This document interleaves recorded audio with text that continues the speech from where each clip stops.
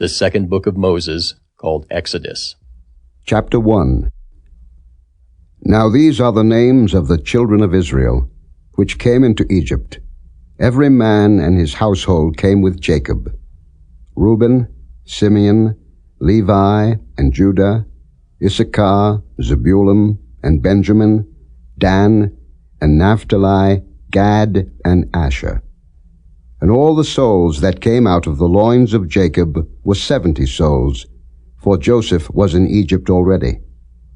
And Joseph died, and all his brethren, and all that generation.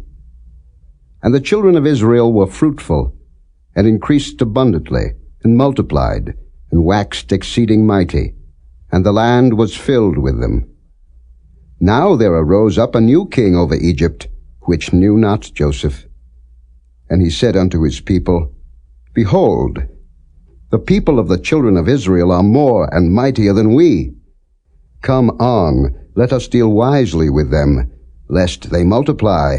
And it come to pass that, when there falleth out any war, they join also unto our enemies, and fight against us, and so get them up out of the land. Therefore they did set over them taskmasters to afflict them with their burdens. And they built for Pharaoh treasure cities, Pithom and Ramses. But the more they afflicted them, the more they multiplied and grew. And they were grieved because of the children of Israel. And the Egyptians made the children of Israel to serve with rigor. And they made their lives bitter with hard bondage, in mortar and in brick, and in all manner of service in the field. All their service, wherein they made them serve, was with rigor. And the king of Egypt spake to the Hebrew midwives, of which the name of the one was Shiphrah, and the name of the other Pua.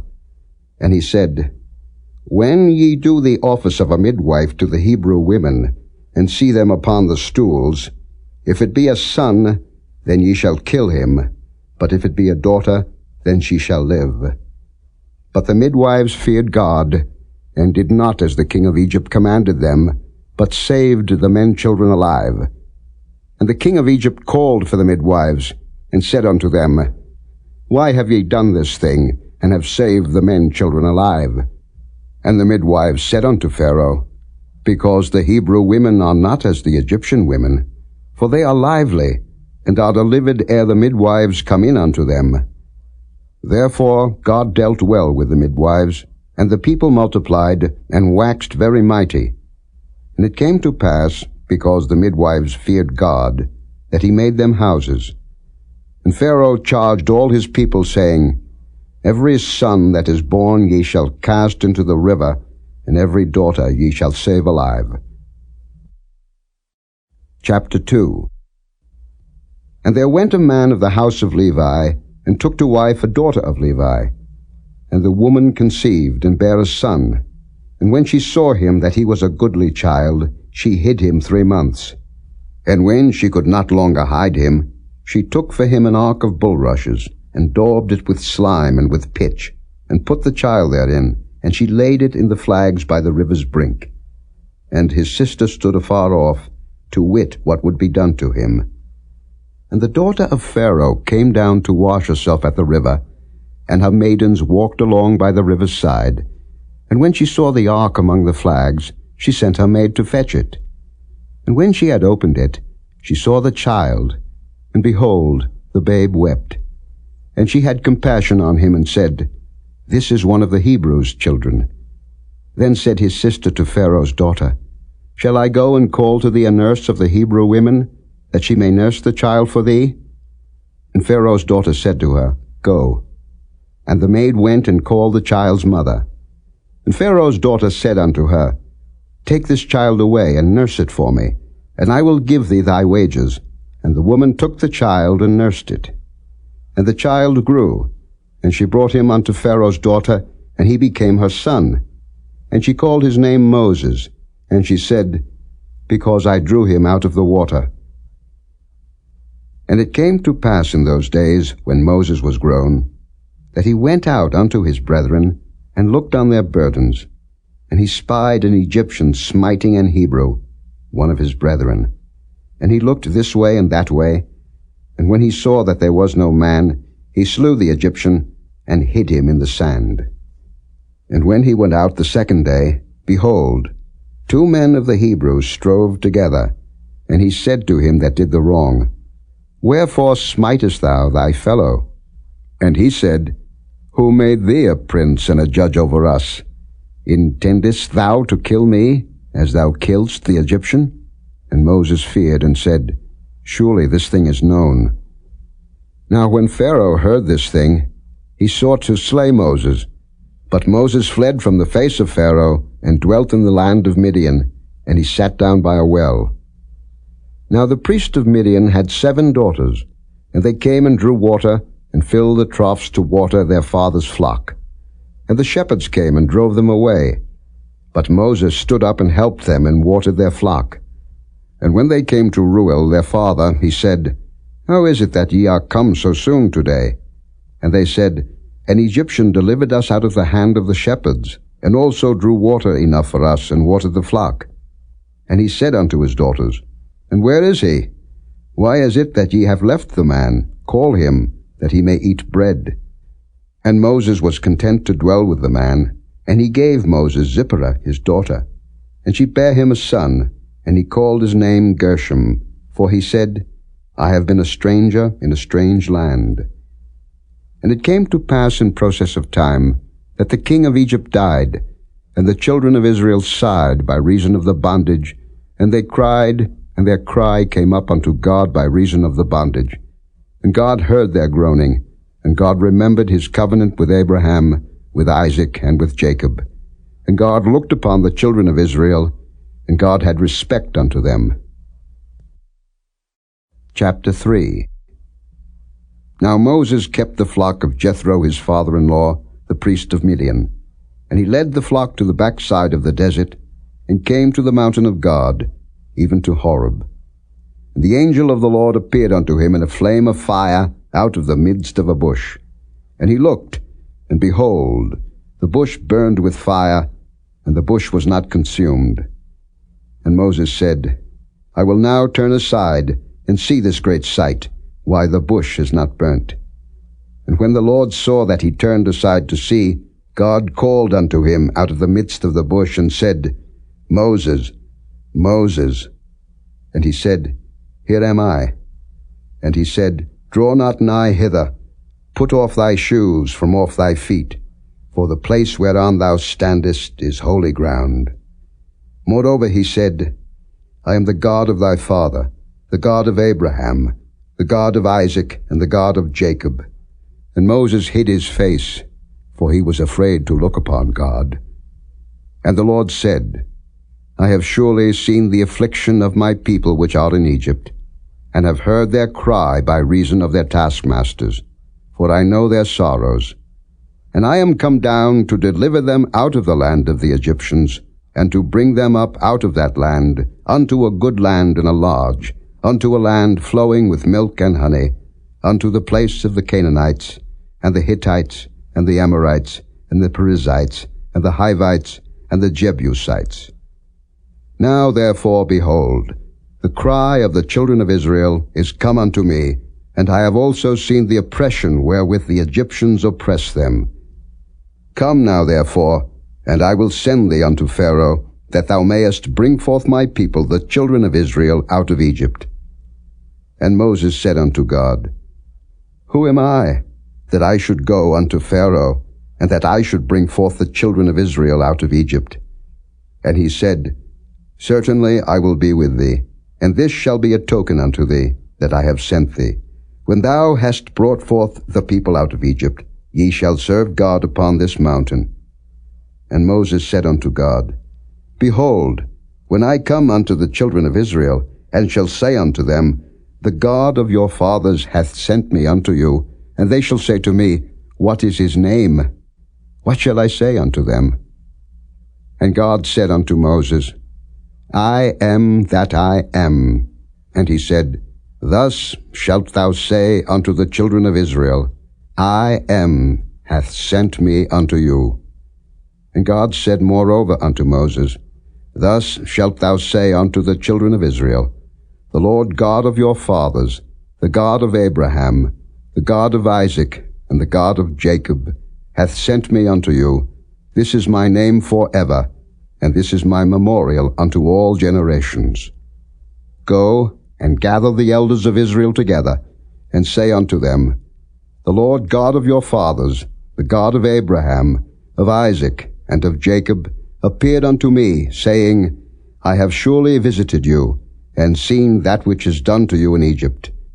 And I have said, I will bring you up out of the affliction of Egypt unto the land of the Canaanites, and the Hittites, and the Amorites, and the Perizzites, and the Hivites, and the Jebusites, unto a land flowing with milk and honey.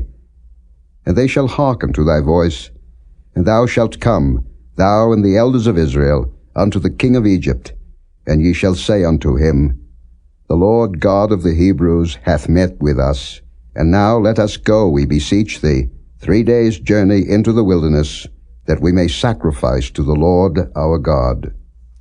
And I am sure that the king of Egypt will not let you go, no, not by a mighty hand. And I will stretch out my hand, and smite Egypt with all my wonders which I will do in the midst thereof, and after that he will let you go. And I will give this people favor in the sight of the Egyptians. And it shall come to pass that when ye go, ye shall not go empty.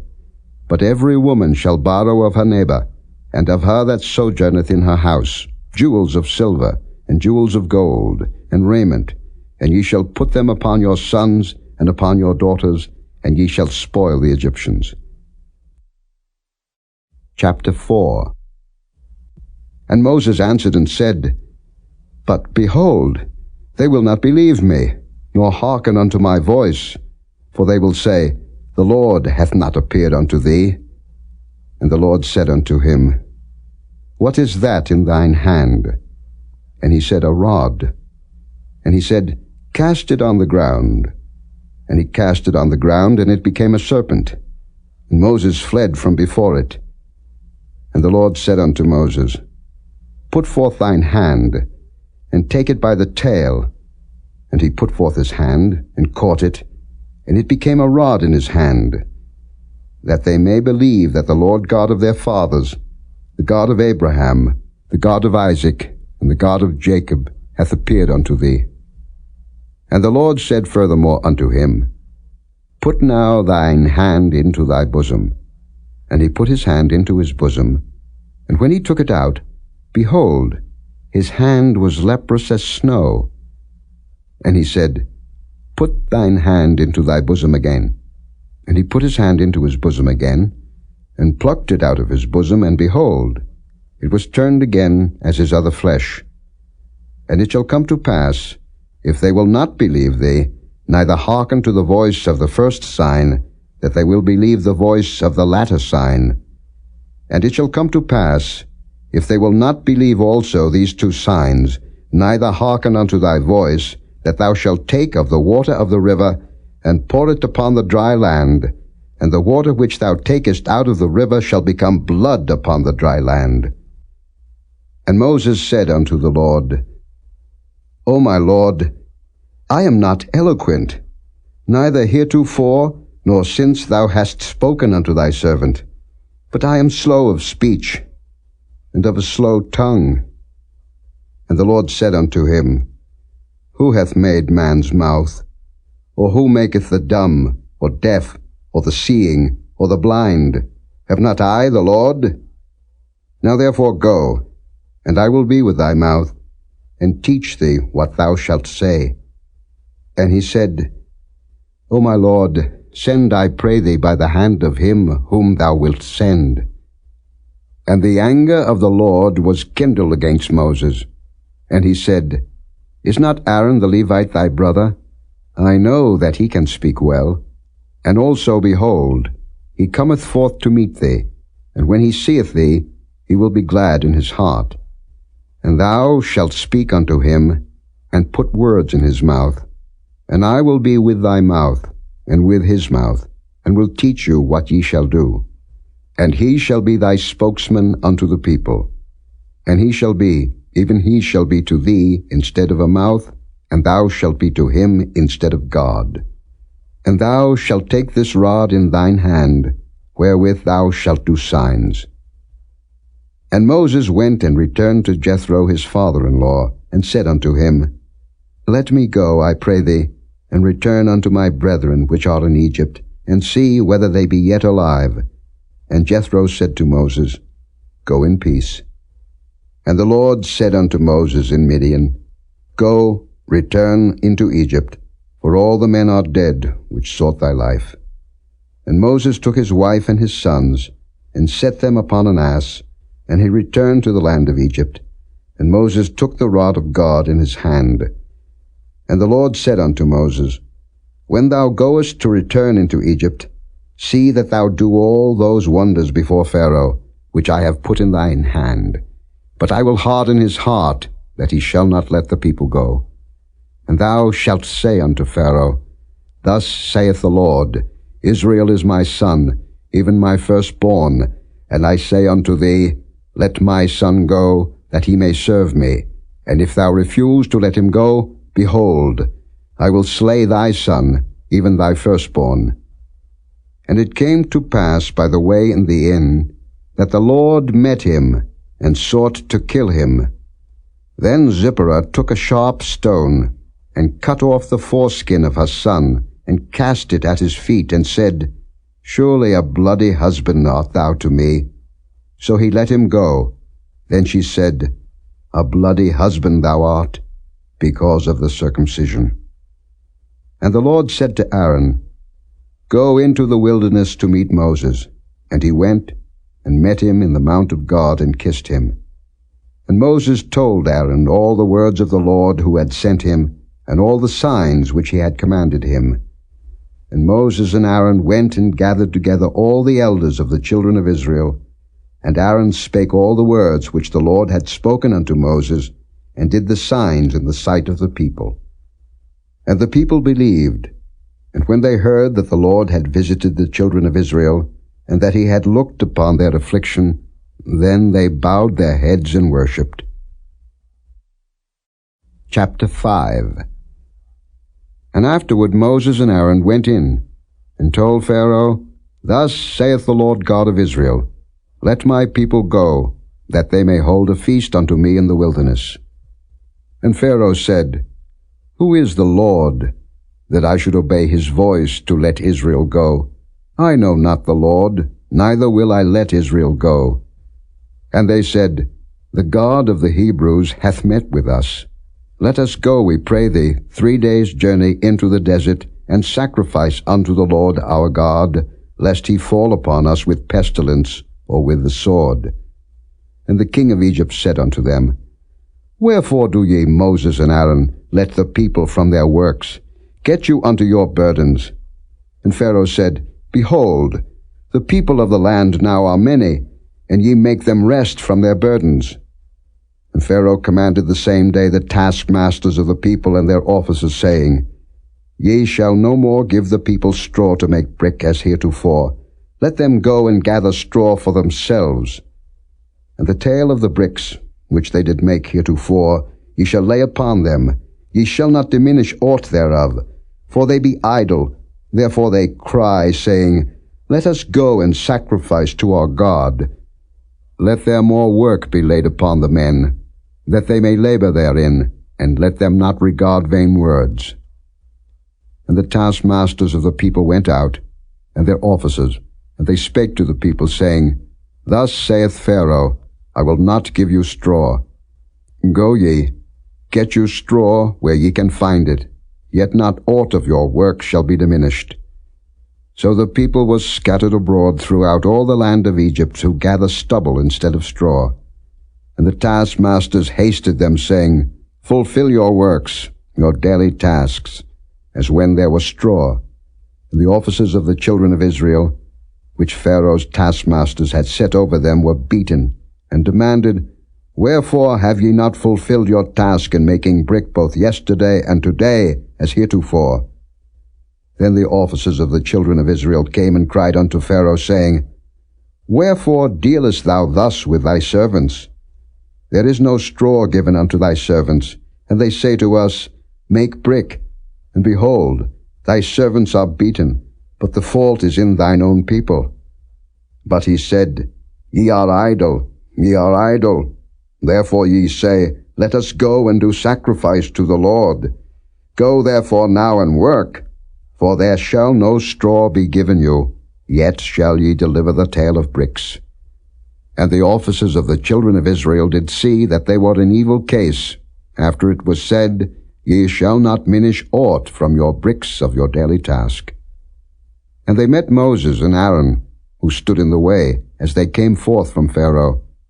And they said unto them, The Lord look upon you and judge, because ye have made our savour to be abhorred in the eyes of Pharaoh, and in the eyes of his servants, to put a sword in their hand to slay us.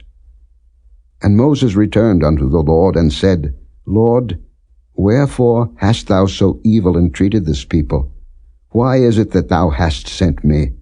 For since I came to Pharaoh to speak in thy name, he hath done evil to this people, neither hast thou delivered thy people at all. Chapter 6. Then the Lord said unto Moses, Now shalt thou see what I will do to Pharaoh, for with a strong hand shall he let them go, and with a strong hand shall he drive them out of his land. And God spake unto Moses, and said unto him, I am the Lord. And I appeared unto Abraham, unto Isaac, and unto Jacob, by the name of God Almighty. But by my name Jehovah was I not known to them. And I have also established my covenant with them, to give them the land of Canaan, the land of their pilgrimage, wherein they were strangers. And I have also heard the groaning of the children of Israel, whom the Egyptians keep in bondage, and I have remembered my covenant. Wherefore say unto the children of Israel, I am the Lord, and I will bring you out from under the burdens of the Egyptians, and I will rid you out of their bondage, and I will redeem you with a stretched out arm, and with great judgments. And I will take you to me for a people, and I will be to you a God, and ye shall know that I am the Lord your God, which bringeth you out from under the burdens of the Egyptians. And I will bring you in unto the land, concerning the which I did swear to give it to Abraham, to Isaac, and to Jacob, and I will give it you for an heritage. I am the Lord. And Moses spake so unto the children of Israel, but they hearkened not unto Moses for anguish of spirit, and for cruel bondage. And the Lord spake unto Moses, saying, Go in, speak unto Pharaoh king of Egypt, that he let the children of Israel go out of his land. And Moses spake before the Lord, saying, Behold, the children of Israel have not hearkened unto me. How then shall Pharaoh hear me, who am of uncircumcised lips? And the Lord spake unto Moses and unto Aaron, and gave them a charge unto the children of Israel, and unto Pharaoh king of Egypt, to bring the children of Israel out of the land of Egypt. These be the heads of their fathers' houses, the sons of Reuben, the firstborn of Israel, Hanok, and Palu, Hezron, and Carmi. These be the families of Reuben. And the sons of Simeon, Jemuel, and Jamin, and Ohad, and Jachin, and Zohar, and Shael, the son of a Canaanitish woman. These are the families of Simeon. And these are the names of the sons of Levi according to their generations, Gershon, and Kohath, and Merari. And the years of the life of Levi were 137 years. The sons of Gershon, Libni, and Shimei, according to their families. And the sons of Kohath, Amram, and Izhar, and Hebron, and Uzziel. And the years of the life of Kohath were 133 years. And the sons of Merari, Mahali, and Mushi. These are the families of Levi according to their generations. And Amram took him Jochebed his father's sister to wife, and she bare him Aaron and Moses. And the years of the life of Amram were 137 years. And the sons of Izhar, Korah, and Nepheg, and Zichri. And the sons of Uzziel, Mishael, and Elzaphan, and Zithri. And Aaron took him Elisheba, daughter of Amminadab, sister of Naashon, to wife. And she bare him Nadab, and Abihu, Eleazar, and Ithamar. And the sons of Korah, Asa, and Elkanah, and Abiasaph. These are the families of the Korhites. And Eleazar, Aaron's son, took him one of the daughters of Putiel to wife, and she bare him Phinehas. These are the heads of the fathers of the Levites according to their families. These are that Aaron and Moses, to whom the Lord said, Bring out the children of Israel from the land of Egypt according to their armies. These are they which spake to Pharaoh king of Egypt, to bring out the children of Israel from Egypt. These are that Moses and Aaron. And it came to pass on the day when the Lord spake unto Moses in the land of Egypt, that the Lord spake unto Moses, saying, I am the Lord. Speak thou unto Pharaoh king of Egypt all that I say unto thee. And Moses said before the Lord, Behold, I am of uncircumcised lips, and how shall Pharaoh hearken unto me? Chapter 7. And the Lord said unto Moses, See, I have made thee a god to Pharaoh, and Aaron thy brother shall be thy prophet. Thou shalt speak all that I command thee, and Aaron thy brother shall speak unto Pharaoh, that he send the children of Israel out of his land. And I will harden Pharaoh's heart, and multiply my signs and my wonders in the land of Egypt. But Pharaoh shall not hearken unto you, that I may lay my hand upon Egypt, and bring forth mine armies, and my people, the children of Israel, out of the land of Egypt by great judgments. And the Egyptians shall know that I am the Lord, when I stretch forth mine hand upon Egypt, and bring out the children of Israel from among them. And Moses and Aaron did as the Lord commanded them, so did they. And Moses was 80 years old, and Aaron 83 years old, when they spake unto Pharaoh. And the Lord spake unto Moses and unto Aaron, saying, When Pharaoh shall speak unto you, saying, Show a miracle for you, then thou shalt say unto Aaron, Take thy rod, and cast it before Pharaoh, and it shall become a serpent. And Moses and Aaron went in unto Pharaoh, and they did so as the Lord had commanded. And Aaron cast down his rod before Pharaoh, and before his servants, and it became a serpent. Then Pharaoh also called the wise men and the sorcerers. Now the magicians of Egypt, they also did in like manner with their enchantments. For they cast down every man his rod, and they became serpents. But Aaron's rod swallowed up their rods. And he hardened Pharaoh's heart, that he hearkened not unto them, as the Lord had said. And the Lord said unto Moses, Pharaoh's heart is hardened.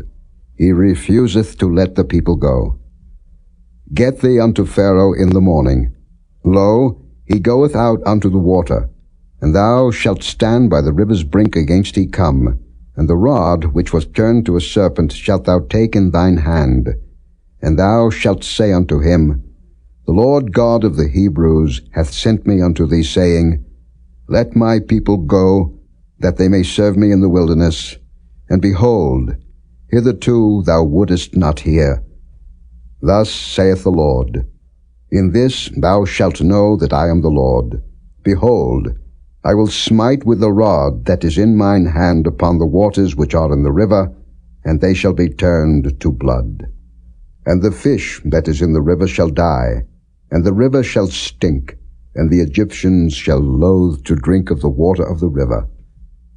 And the Lord spake unto Moses, Say unto Aaron, Take thy rod, and stretch out thine hand upon the waters of Egypt, upon their streams, upon their rivers, and upon their ponds, and upon all their pools of water, that they may become blood, and that there may be blood throughout all the land of Egypt, both in vessels of wood and in vessels of stone. And Moses and Aaron did so, as the Lord commanded, and he lifted up the rod, and smote the waters that were in the river in the sight of Pharaoh, and in the sight of his servants, and all the waters that were in the river were turned to blood. And the fish that was in the river died, and the river stank, and the Egyptians could not drink of the water of the river, and there was blood throughout all the land of Egypt. And the magicians of Egypt did so with their enchantments. And Pharaoh's heart was hardened, neither did he hearken unto them, as the Lord had said. And Pharaoh turned and went into his house, neither did he set his heart to this also. And all the Egyptians digged round about the river for water to drink, for they could not drink of the water of the river. And 7 days were fulfilled, after that the Lord had smitten the river. Chapter 8. And the Lord spake unto Moses, Go unto Pharaoh, and say unto him, Thus saith the Lord, Let my people go, that they may serve me. And if thou refuse to let them go, behold, I will smite all thy borders with frogs. And the river shall bring forth frogs abundantly, which shall go up and come into thine house, and into thy bedchamber, and upon thy bed, and into the house of thy servants, and upon thy people, and into thine ovens, and into thy kneading troughs. And the frog shall come up both on thee, and upon thy people, and upon all thy servants. And the Lord spake unto Moses, Say unto Aaron, Stretch forth thine hand with thy rod over the streams, over the rivers, and over the ponds, and cause frogs to come up upon the land of Egypt. And Aaron stretched out his hand over the waters of Egypt, and the frogs came up, and covered the land of Egypt. And the magicians did so with their enchantments, and brought up frogs upon the land of Egypt. Then Pharaoh called for Moses and Aaron, and said, Entreat the Lord, that he may take away the frogs from me, and from my people, and I will let the people go, that they may do sacrifice unto the Lord.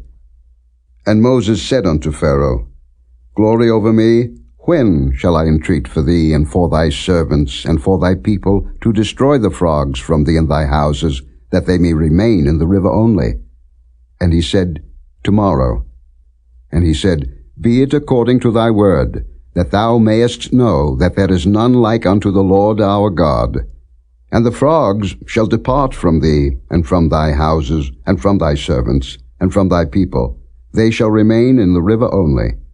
And Moses and Aaron went out from Pharaoh, and Moses cried unto the Lord because of the frogs which he had brought against Pharaoh.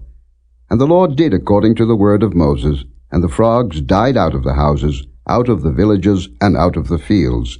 And they gathered them together upon heaps, and the land stank.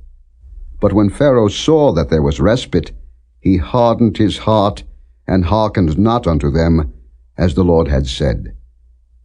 And the Lord said unto Moses, Say unto Aaron, Stretch out thy rod, and smite the dust of the land, that it may become lice throughout all the land of Egypt. And they did so, for Aaron stretched out his hand with his rod, and smote the dust of the earth, and it became lice in man and in beast.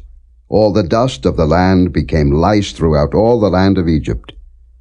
And the magicians did so with their enchantments to bring forth lice, but they could not, so there were lice upon man and upon beast. Then the magicians said unto Pharaoh, This is the finger of God. And Pharaoh's heart was hardened, and he hearkened not unto them, as the Lord had said. And the Lord said unto Moses, Rise up early in the morning, and stand before Pharaoh. Lo, he cometh forth to the water, and say unto him, Thus saith the Lord, Let my people go, that they may serve me.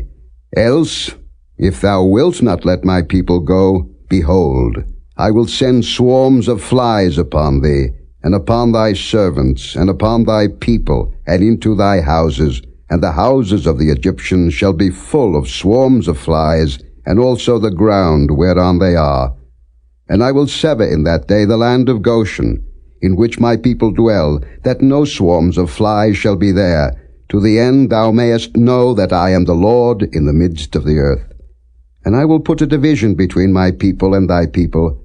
Tomorrow shall this sign be.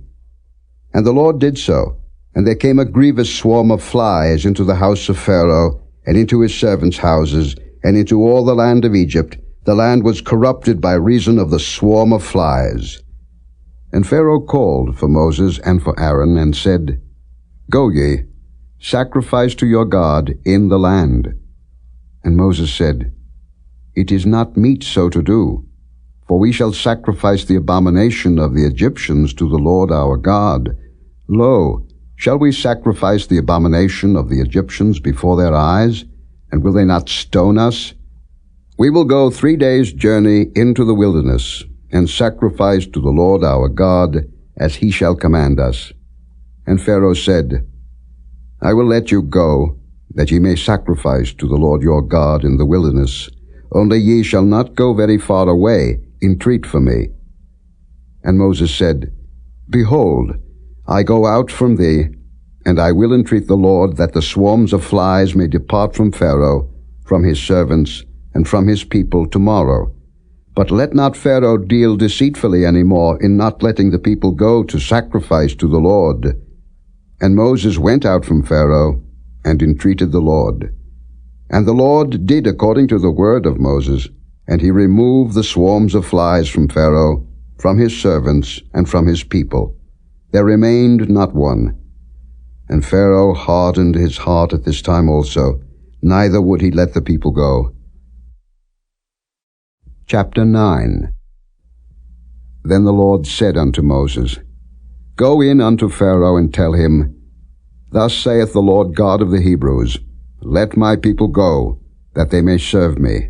For if thou refuse to let them go, and wilt hold them still, behold, the hand of the Lord is upon thy cattle, which is in the field, upon the horses, upon the asses, upon the camels, upon the oxen, and upon the sheep. There shall be a very grievous murrain.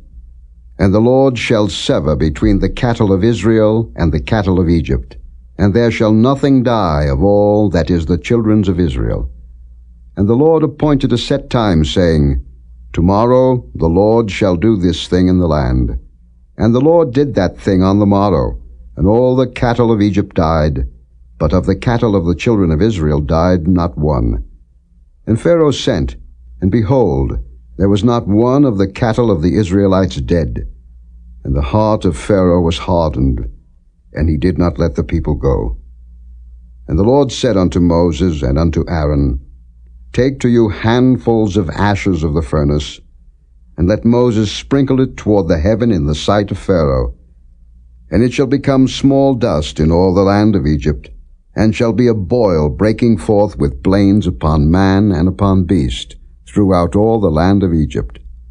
And they took ashes of the furnace, and stood before Pharaoh, and Moses sprinkled it up toward heaven, and it became a boil breaking forth with blains upon man and upon beast. And the magicians could not stand before Moses because of the boils, for the boil was upon the magicians, and upon all the Egyptians. And the Lord hardened the heart of Pharaoh, and he hearkened not unto them, as the Lord had spoken unto Moses. And the Lord said unto Moses, Rise up early in the morning, and stand before Pharaoh, and say unto him, Thus saith the Lord God of the Hebrews, Let my people go, that they may serve me. For I will at this time send all my plagues upon thine heart, and upon thy servants, and upon thy people, that thou mayest know that there is none like me in all the earth. For now I will stretch out my hand, that I may smite thee and thy people with pestilence, and thou shalt be cut off from the earth. And in very deed for this cause have I raised thee up, for to show in thee my power, and that my name may be declared throughout all the earth. As yet exaltest thou thyself against my people, that thou wilt not let them go? Behold, tomorrow about this time I will cause it to rain a very grievous hail, such as hath not been in Egypt since the foundation thereof even until now. Send therefore now, and gather thy cattle, and all that thou hast in the field, for upon every man and beast which shall be found in the field, and shall not be brought home, the hail shall come down upon them, and they shall die. He that feared the word of the Lord among the servants of Pharaoh made his servants and his cattle flee into the houses. And he that regarded not the word of the Lord left his servants and his cattle in the field. And the Lord said unto Moses, Stretch forth thine hand toward heaven, that there may be hail in all the land of Egypt, upon man, and upon beast, and upon every herb of the field throughout the land of Egypt. And Moses stretched forth his rod toward heaven, and the Lord sent thunder and hail, and the fire ran along upon the ground, and the Lord rained hail upon the land of Egypt. So there was hail, and fire mingled with the hail, very grievous, such as there was none like it in all the land of Egypt since it became a nation. And the hail smote throughout all the land of Egypt all that was in the field, both man and beast, and the hail smote every herb of the field, and brake every tree of the field. Only in the land of Goshen, where the children of Israel were, was there no hail. And Pharaoh sent and called for Moses and Aaron, and said unto them, I have sinned this time. The Lord is righteous, and I and my people are wicked. Entreat the Lord, for it is enough, that there be no more mighty thunderings and hail, and I will let you go, and ye shall stay no longer. And Moses said unto him, As soon as I am gone out of the city, I will spread abroad my hands unto the Lord, and the thunder shall cease, neither shall there be any more hail, that thou mayest know how that the earth is the Lord's. But as for thee and thy servants, I know that ye will not yet fear the Lord God. And the flax and the barley was smitten, for the barley was in the ear, and the flax was bold. But the wheat and the rye were not smitten, for they were not grown up. And Moses went out of the city from Pharaoh, and spread abroad his hands unto the Lord, and the thunders and hail ceased, and the rain was not poured upon the earth. And when Pharaoh saw that the rain and the hail and the thunders were ceased, he sinned yet more, and hardened his heart, he and his servants. And the heart of Pharaoh was hardened, neither would he let the children of Israel go, as the Lord had spoken by Moses. Chapter 10. And the Lord said unto Moses, Go in unto Pharaoh, for I have hardened his heart, and the heart of his servants, that I might show these my signs before him, and that thou mayest tell in the ears of thy son, and of thy son's son, what things I have wrought in Egypt, and my signs which I have done among them, that ye may know how that I am the Lord. And Moses and Aaron came in unto Pharaoh, and said unto him, Thus saith the Lord God of the Hebrews, How long wilt thou refuse to humble thyself before me? Let my people go, that they may serve me. Else, if thou refuse to let my people go, behold, tomorrow will I bring the locusts into thy coast, and they shall cover the face of the earth, that one cannot be able to see the earth, and they shall eat the residue of that which is escaped, which remaineth unto you from the hail, and shall eat every tree which groweth for you out of the field. And they shall fill thy houses, and the houses of all thy servants, and the houses of all the Egyptians, which neither thy fathers nor thy fathers' fathers have seen, since the day that they were upon the earth unto this day. And he turned himself, and went out from Pharaoh. And Pharaoh's servants said unto him, How long shall this man be a snare unto us? Let the men go, that they may serve the Lord their God. Knowest thou not yet that Egypt is destroyed? And Moses and Aaron were brought again unto Pharaoh. And he said unto them, Go, serve the Lord your God.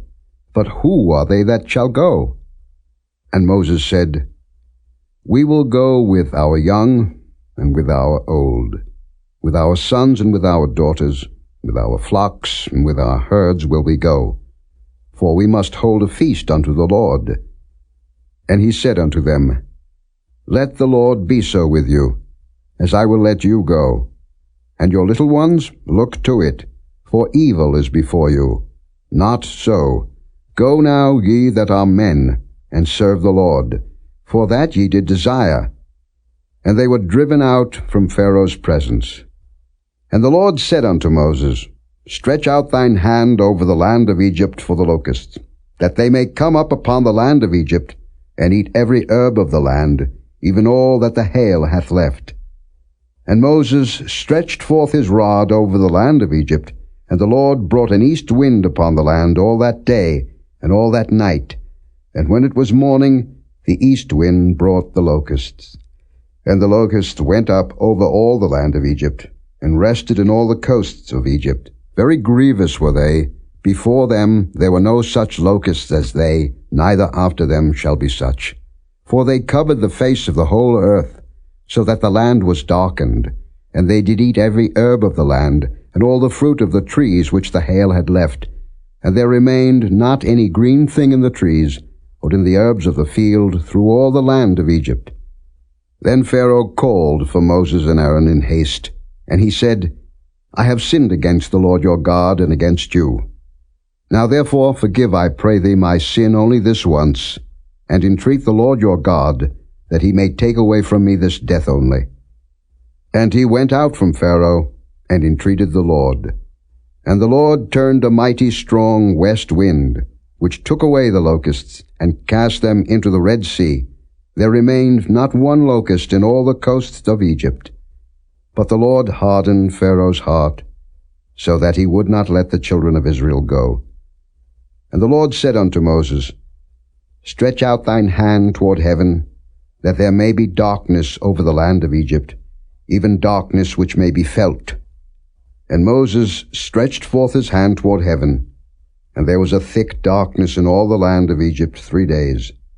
They saw not one another, neither rose any from his place for 3 days, but all the children of Israel had light in their dwellings. And Pharaoh called unto Moses and said, Go ye, serve the Lord. Only let your flocks and your herds be stayed. Let your little ones also go with you. And Moses said, Thou must give us also sacrifices and burnt offerings, that we may sacrifice unto the Lord our God. Our cattle also shall go with us. There shall not an hoof be left behind, for thereof must we take to serve the Lord our God. And we know not with what we must serve the Lord, until we come thither. But the Lord hardened Pharaoh's heart, and he would not let them go. And Pharaoh said unto him, Get thee from me, take heed to thyself, see my face no more, for in that day thou seest my face thou shalt die. And Moses said, Thou hast spoken well, I will see thy face again no more. Chapter 11. And the Lord said unto Moses, Yet will I bring one plague more upon Pharaoh, and upon Egypt. Afterwards he will let you go hence. When he shall let you go, he shall surely thrust you out hence altogether. Speak now in the ears of the people, and let every man borrow of his neighbor, and every woman of her neighbor, jewels of silver and jewels of gold. And the Lord gave the people favor in the sight of the Egyptians. Moreover, the man Moses was very great in the land of Egypt, in the sight of Pharaoh's servants, and in the sight of the people. And Moses said, Thus saith the Lord, About midnight will I go out into the midst of Egypt, and all the firstborn in the land of Egypt shall die, from the firstborn of Pharaoh that sitteth upon his throne, even unto the firstborn of the maidservant that is behind the mill, and all the firstborn of beasts. And there shall be a great cry throughout all the land of Egypt, such as there was none like it, nor shall be like it any more. But against any of the children of Israel shall not a dog move his tongue against man or beast, that ye may know how that the Lord doth put a difference between the Egyptians and Israel. And all these thy servants shall come down unto me, and bow down themselves unto me, saying, Get thee out, and all the people that follow thee, and after that I will go out. And he went out from Pharaoh in a great anger. And the Lord said unto Moses, Pharaoh shall not hearken unto you, that my wonders may be multiplied in the land of Egypt.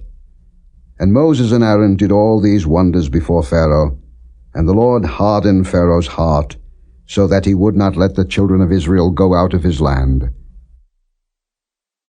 Chapter 12. And the Lord spake unto Moses and Aaron in the land of Egypt, saying, This month shall be unto you the beginning of months. It shall be the first month of the year to you. Speak ye unto all the congregation of Israel, saying, In the 10th day of this month they shall take to them every man a lamb, according to the house of their fathers, a lamb for an house. And if the household be too little for the lamb, let him and his neighbor next unto his house take it according to the number of the souls.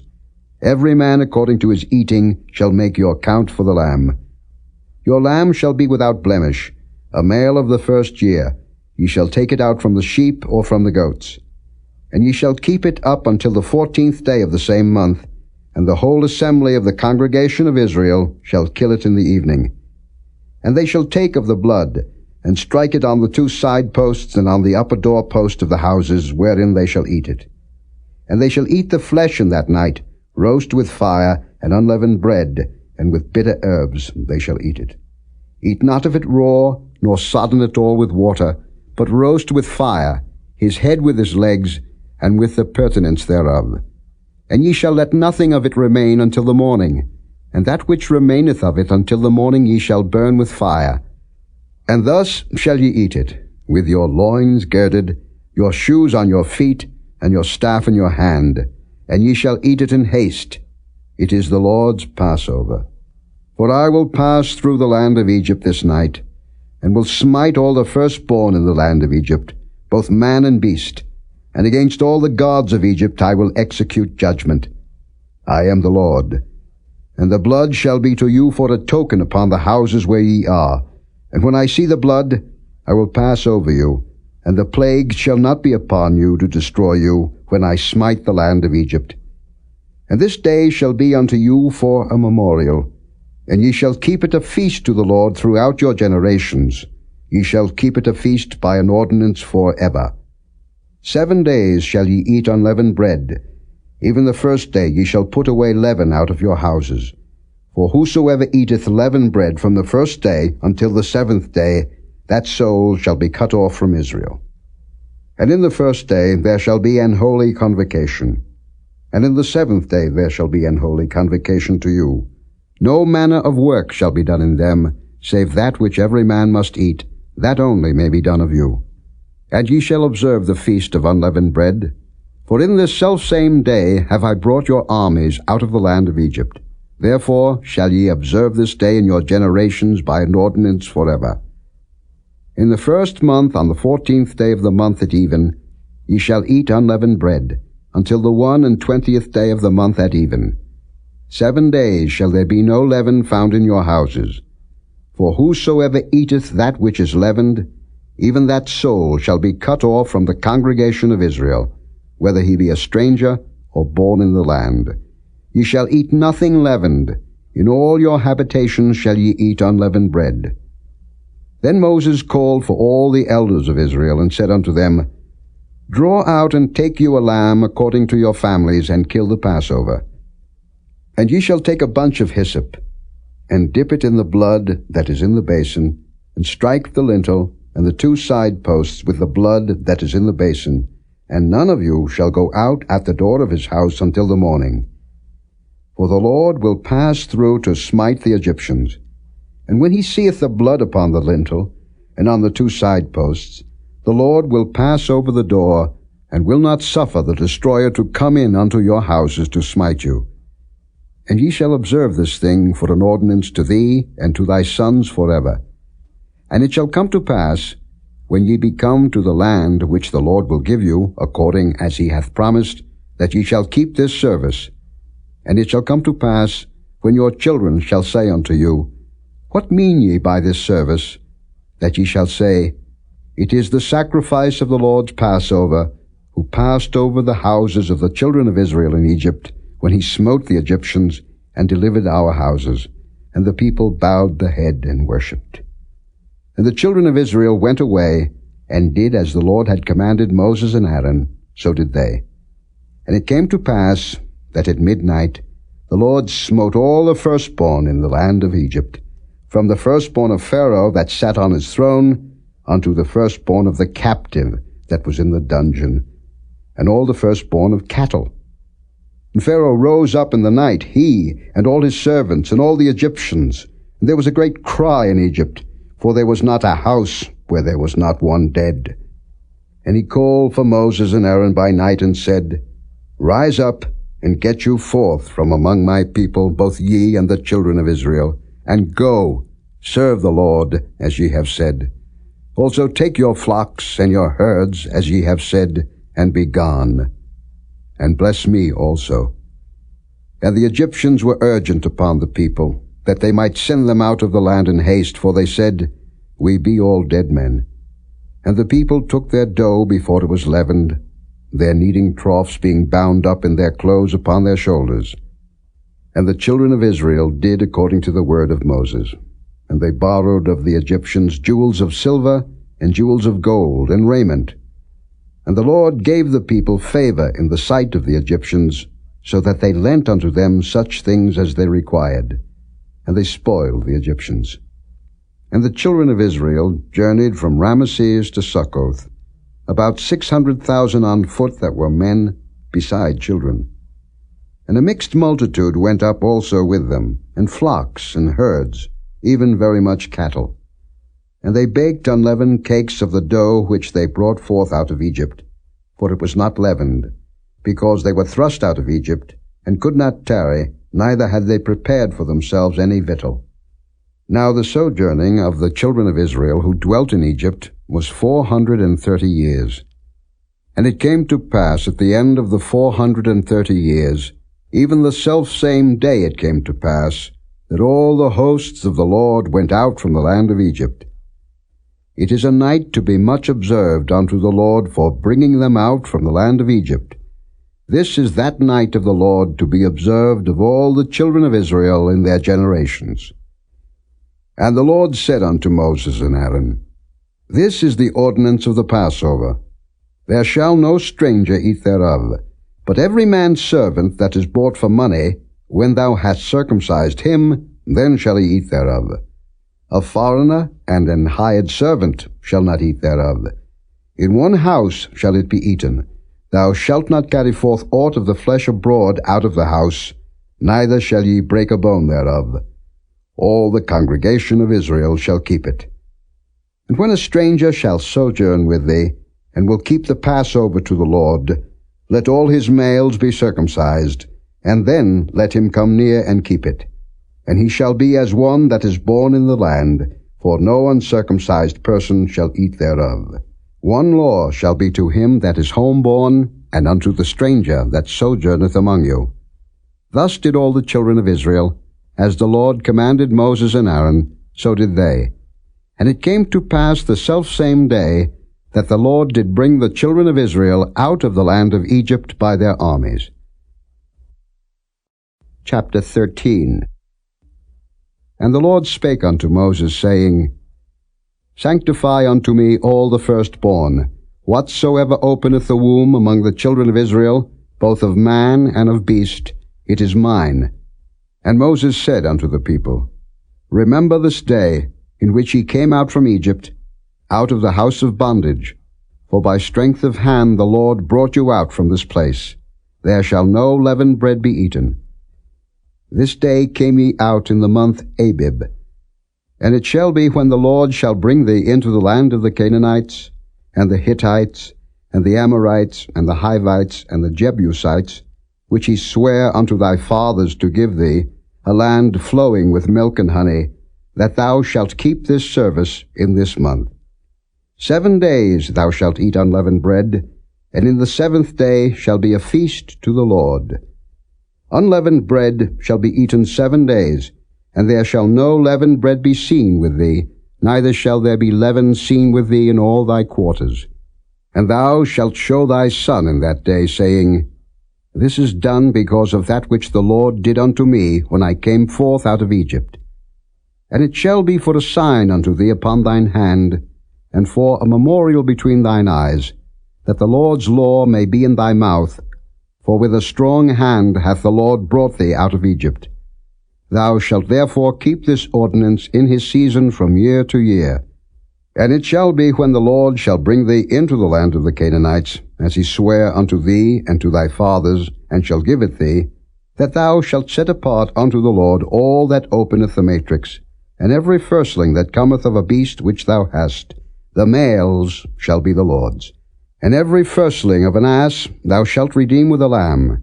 And if thou wilt not redeem it, then thou shalt break his neck, and all the firstborn of man among thy children shalt thou redeem. And it shall be, when thy son asketh thee in time to come, saying, What is this? That thou shalt say unto him, By strength of hand the Lord brought us out from Egypt, from the house of bondage. And it came to pass, when Pharaoh would hardly let us go, that the Lord slew all the firstborn in the land of Egypt, both the firstborn of man and the firstborn of beast. Therefore I sacrifice to the Lord all that openeth the matrix, being males. But all the firstborn of my children I redeem. And it shall be for a token upon thine hand, and for frontlets between thine eyes. For by strength of hand the Lord brought us forth out of Egypt. And it came to pass, when Pharaoh had let the people go, that God led them not through the way of the land of the Philistines, although that was near. For God said, Lest peradventure the people repent when they see war, and they return to Egypt. But God led the people about, through the way of the wilderness of the Red Sea, and the children of Israel went up harnessed out of the land of Egypt. And Moses took the bones of Joseph with him, for he had straitly sworn the children of Israel, saying, God will surely visit you, and ye shall carry up my bones away hence with you. And they took their journey from Succoth, and encamped in Etham in the edge of the wilderness. And the Lord went before them by day in a pillar of a cloud, to lead them the way, and by night in a pillar of fire, to give them light, to go by day and night. He took not away the pillar of the cloud by day, nor the pillar of fire by night from before the people. Chapter 14. And the Lord spake unto Moses, saying, Speak unto the children of Israel, that they turn and encamp before Pihahiroth, between Migdol and the sea, over against Baal-zephon. Before it shall ye encamp by the sea. For Pharaoh will say of the children of Israel, They are entangled in the land, the wilderness hath shut them in. And I will harden Pharaoh's heart, that he shall follow after them. And I will be honored upon Pharaoh, and upon all his host, that the Egyptians may know that I am the Lord. And they did so. And it was told the king of Egypt that the people fled, and the heart of Pharaoh and of his servants was turned against the people, and they said, Why have we done this, that we have let Israel go from serving us? And he made ready his chariot, and took his people with him. And he took 600 chosen chariots, and all the chariots of Egypt, and captains over every one of them. And the Lord hardened the heart of Pharaoh king of Egypt, and he pursued after the children of Israel. And the children of Israel went out with an high hand. But the Egyptians pursued after them, all the horses and chariots of Pharaoh, and his horsemen, and his army, and overtook them, encamping by the sea, beside Pihahiroth, before Baal-zephon. And when Pharaoh drew nigh, the children of Israel lifted up their eyes, and behold, the Egyptians marched after them, and they were sore afraid. And the children of Israel cried out unto the Lord. And they said unto Moses, Because there were no graves in Egypt, hast thou taken us away to die in the wilderness? Wherefore hast thou dealt thus with us, to carry us forth out of Egypt? Is not this the word that we did tell thee in Egypt, saying, Let us alone, that we may serve the Egyptians? For it had been better for us to serve the Egyptians, than that we should die in the wilderness. And Moses said unto the people, Fear ye not, stand still, and see the salvation of the Lord, which he will show to you today. For the Egyptians whom ye have seen today, ye shall see them again no more forever. The Lord shall fight for you, and ye shall hold your peace. And the Lord said unto Moses, Wherefore criest thou unto me? Speak unto the children of Israel, that they go forward. But lift thou up thy rod, and stretch out thine hand over the sea, and divide it. And the children of Israel shall go on dry ground through the midst of the sea.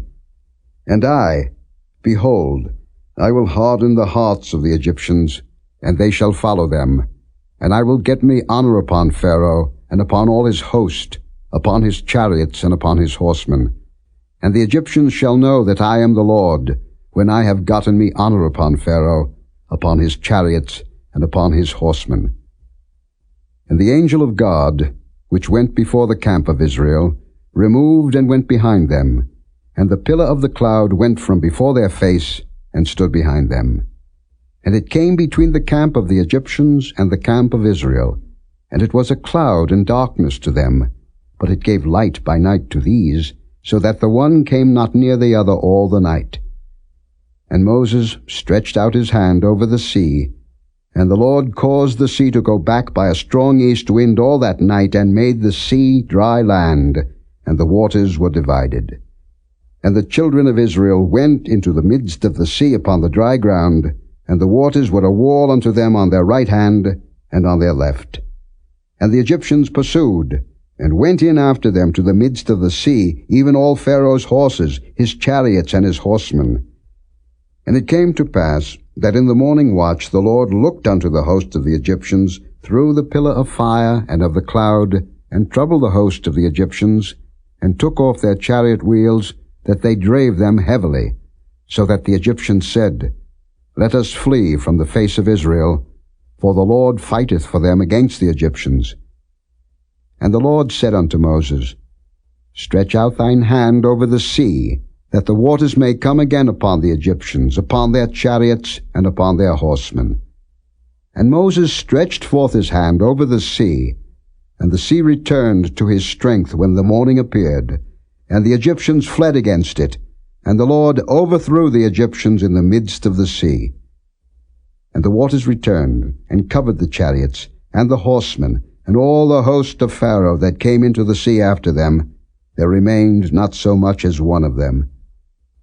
But the children of Israel walked upon dry land in the midst of the sea, and the waters were a wall unto them on their right hand and on their left. Thus the Lord saved Israel that day out of the hand of the Egyptians, and Israel saw the Egyptians dead upon the seashore. And Israel saw that great work which the Lord did upon the Egyptians, and the people feared the Lord, and believed the Lord and his servant Moses. Chapter 15. Then sang Moses and the children of Israel this song unto the Lord, and spake, saying, I will sing unto the Lord, for he hath triumphed gloriously. The horse and his rider hath he thrown into the sea. The Lord is my strength and song, and he is become my salvation. He is my God, and I will prepare him an habitation, my father's God, and I will exalt him. The Lord is a man of war, the Lord is his name. Pharaoh's chariots and his host hath he cast into the sea. His chosen captains also are drowned in the Red Sea.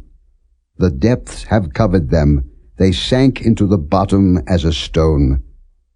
Thy right hand, O Lord, is become glorious in power. Thy right hand, O Lord, hath dashed in pieces the enemy. And in the greatness of thine excellency thou hast overthrown them that rose up against thee. Thou sentest forth thy wrath, which consumed them as stubble. And with the blast of thy nostrils the waters were gathered together. The floods stood upright as an heap, and the depths were congealed in the heart of the sea. The enemy said, I will pursue, I will overtake, I will divide the spoil, my lust shall be satisfied upon them. I will draw my sword, my hand shall destroy them. Thou didst blow with thy wind, the sea covered them, they sank as lead in the mighty waters. Who is like unto thee, O Lord, among the gods? Who is like thee, glorious in holiness, fearful in praises, doing wonders? Thou stretchedst out thy right hand, the earth swallowed them. Thou in thy mercy hast led forth the people which thou hast redeemed. Thou hast guided them in thy strength unto thy holy habitation. The people shall hear and be afraid. Sorrow shall take hold on the inhabitants of Palestina. Then the dukes of Edom shall be amazed. The mighty men of Moab, trembling, shall take hold upon them. All the inhabitants of Canaan shall melt away. Fear and dread shall fall upon them. By the greatness of thine arm they shall be as still as a stone, till thy people pass over, O Lord, till the people pass over, which thou hast purchased. Thou shalt bring them in, and plant them in the mountain of thine inheritance, in the place, O Lord, which thou hast made for thee to dwell in the sanctuary, O Lord, which thy hands have established. The Lord shall reign for ever and ever. For the horse of Pharaoh went in with his chariots, and with his horsemen into the sea, and the Lord brought again the waters of the sea upon them. But the children of Israel went on dry land in the midst of the sea. And Miriam the prophetess, the sister of Aaron, took a timbrel in her hand, and all the women went out after her with timbrels and with dances. And Miriam answered them, Sing ye to the Lord, for he hath triumphed gloriously. The horse and his rider hath he thrown into the sea. So Moses brought Israel from the Red Sea, and they went out into the wilderness of Shur, and they went 3 days in the wilderness and found no water. And when they came to Marah, they could not drink of the waters of Marah, for they were bitter. Therefore the name of it was called Marah. And the people murmured against Moses, saying, What shall we drink? And he cried unto the Lord. And the Lord showed him a tree, which when he had cast into the waters were made sweet. There he made for them a statute and an ordinance, and there he proved them, and said, If thou wilt diligently hearken to the voice of the Lord thy God, and wilt do that which is right in his sight, and wilt give ear to his commandments, and keep all his statutes, I will put none of these diseases upon thee, which I have brought upon the Egyptians. For I am the Lord that healeth thee. And they came to Elim, where were 12 wells of water, and 70 palm trees, and they encamped there by the waters. Chapter 16. And they took their journey from Elim, and all the congregation of the children of Israel came into the wilderness of Sin, which is between Elim and Sinai, on the 15th day of the 2nd month, after their departing out of the land of Egypt. And the whole congregation of the children of Israel murmured against Moses and Aaron in the wilderness. And the children of Israel said unto them, Would to God we had died by the hand of the Lord in the land of Egypt, when we sat by the flesh pots, and when we did eat bread to the full, for ye have brought us forth into this wilderness to kill this whole assembly with hunger. Then said the Lord unto Moses, Behold, I will rain bread from heaven for you, and the people shall go out and gather a certain rate every day, that I may prove them, whether they will walk in my law or no.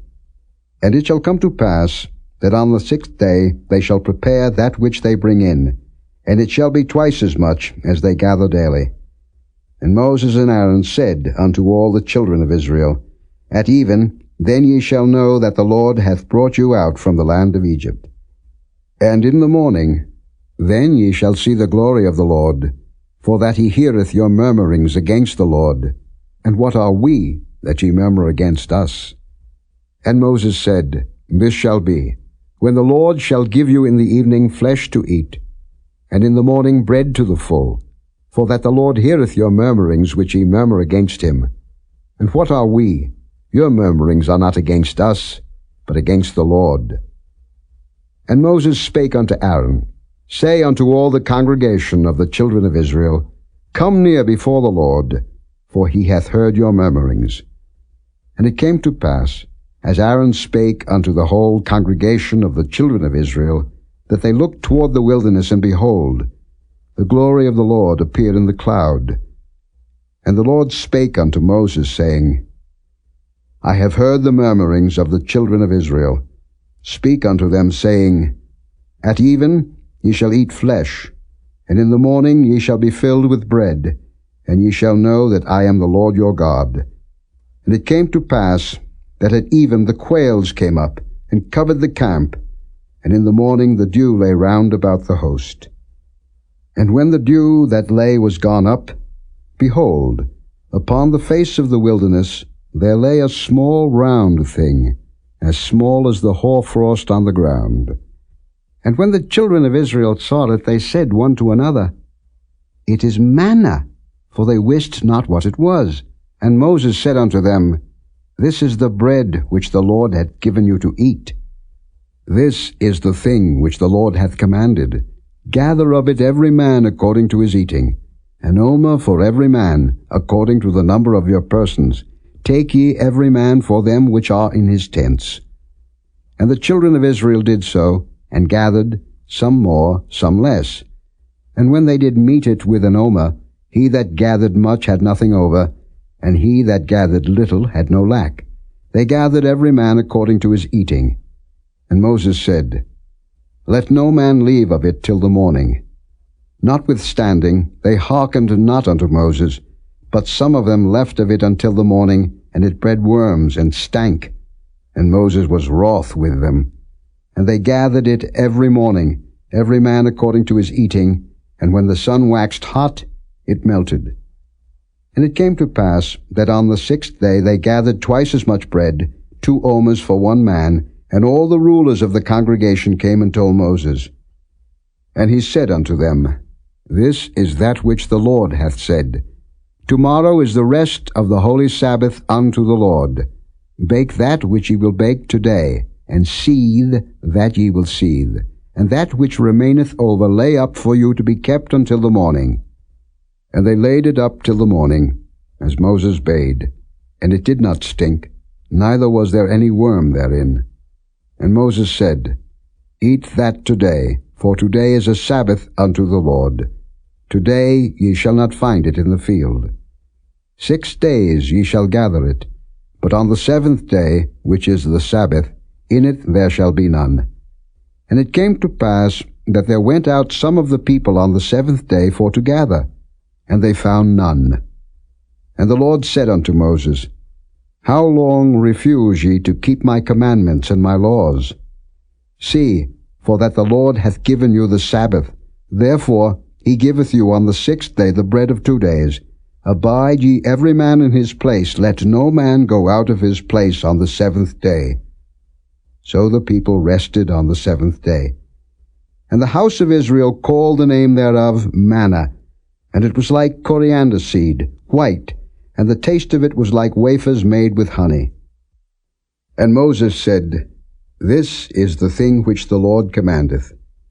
Fill an omer of it to be kept for your generations, that they may see the bread wherewith I have fed you in the wilderness, when I brought you forth from the land of Egypt. And Moses said unto Aaron, Take a pot, and put an omer full of manna therein, and lay it up before the Lord to be kept for your generations. As the Lord commanded Moses, so Aaron laid it up before the testimony to be kept. And the children of Israel did eat manna 40 years, until they came to a land inhabited. They did eat manna until they came unto the borders of the land of Canaan. Now an omer is the 10th part of an ephah. Chapter 17. And all the congregation of the children of Israel journeyed from the wilderness of Sin after their journeys, according to the commandment of the Lord, and pitched in Rephidim, and there was no water for the people to drink. Wherefore the people did chide with Moses, and said, Give us water, that we may drink. And Moses said unto them, Why chide ye with me? Wherefore do ye tempt the Lord? And the people thirsted there for water, and the people murmured against Moses, and said, Wherefore is this that thou hast brought us up out of Egypt, to kill us and our children and our cattle with thirst?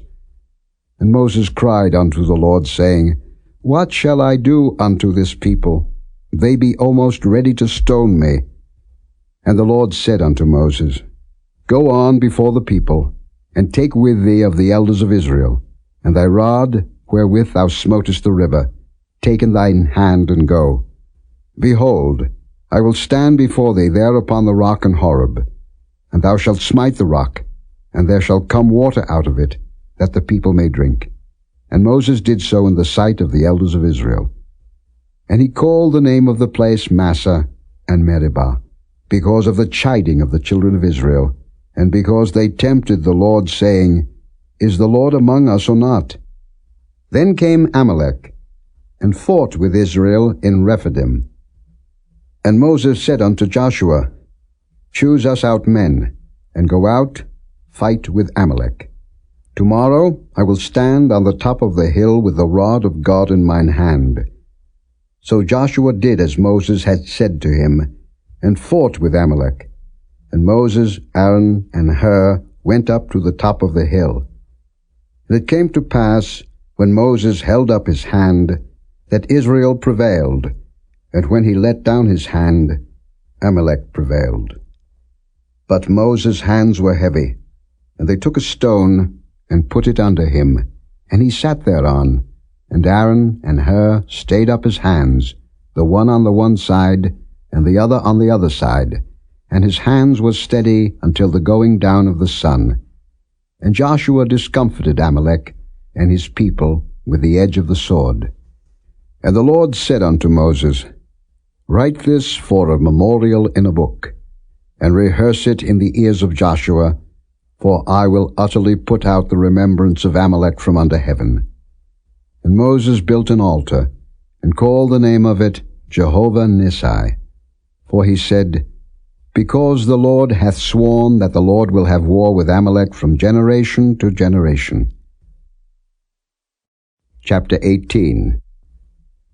When Jethro, the priest of Midian, Moses' father-in-law, heard of all that God had done for Moses and for Israel his people, and that the Lord had brought Israel out of Egypt, then Jethro, Moses' father-in-law, took Zipporah, Moses' wife, after he had sent her back, and her 2 sons, of which the name of the one was Gershom, for he said, I have been an alien in a strange land, and the name of the other was Eliezer, for the God of my father, said he, was mine help, and delivered me from the sword of Pharaoh.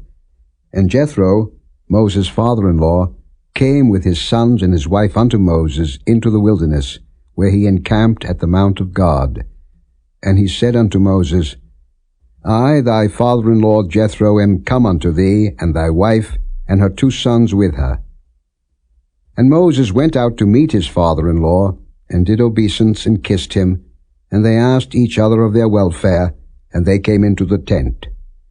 And Moses told his father-in-law all that the Lord had done unto Pharaoh and to the Egyptians for Israel's sake, and all the travail that had come upon them by the way, and how the Lord delivered them. And Jethro rejoiced for all the goodness which the Lord had done to Israel, whom he had delivered out of the hand of the Egyptians. And Jethro said, Blessed be the Lord, who hath delivered you out of the hand of the Egyptians, and out of the hand of Pharaoh, who hath delivered the people from under the hand of the Egyptians. Now I know that the Lord is greater than all gods, for in the thing wherein they dealt proudly he was above them. And Jethro, Moses' father-in-law, took a burnt offering and sacrifices for God. And Aaron came, and all the elders of Israel, to eat bread with Moses' father-in-law before God. And it came to pass on the morrow that Moses sat to judge the people, and the people stood by Moses from the morning unto the evening. And when Moses' father-in-law saw all that he did to the people, he said, What is this thing that thou doest to the people? Why sittest thou thyself alone, and all the people stand by thee from morning unto even? And Moses said unto his father-in-law, Because the people come unto me to inquire of God. When they have a matter, they come unto me, and I judge between one and another, and I do make them know the statutes of God and his laws. And Moses' father-in-law said unto him, The thing that thou doest is not good. Thou wilt surely wear away, both thou and this people that is with thee, for this thing is too heavy for thee. Thou art not able to perform it thyself alone.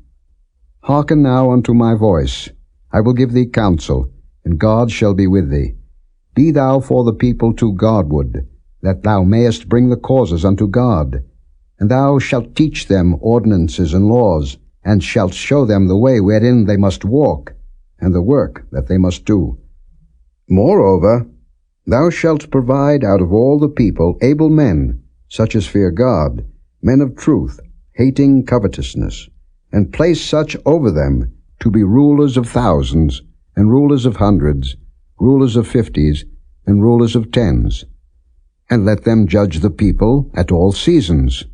And it shall be that every great matter they shall bring unto thee, but every small matter they shall judge. So shall it be easier for thyself, and they shall bear the burden with thee. If thou shalt do this thing, and God command thee so, then thou shalt be able to endure, and all this people shall also go to their place in peace. So Moses hearkened to the voice of his father-in-law, and did all that he had said. And Moses chose able men out of all Israel, and made them heads over the people, rulers of thousands, rulers of hundreds, rulers of 50s, and rulers of 10s. And they judged the people at all seasons. The hard causes they brought unto Moses, but every small matter they judged themselves. And Moses let his father-in-law depart, and he went his way into his own land.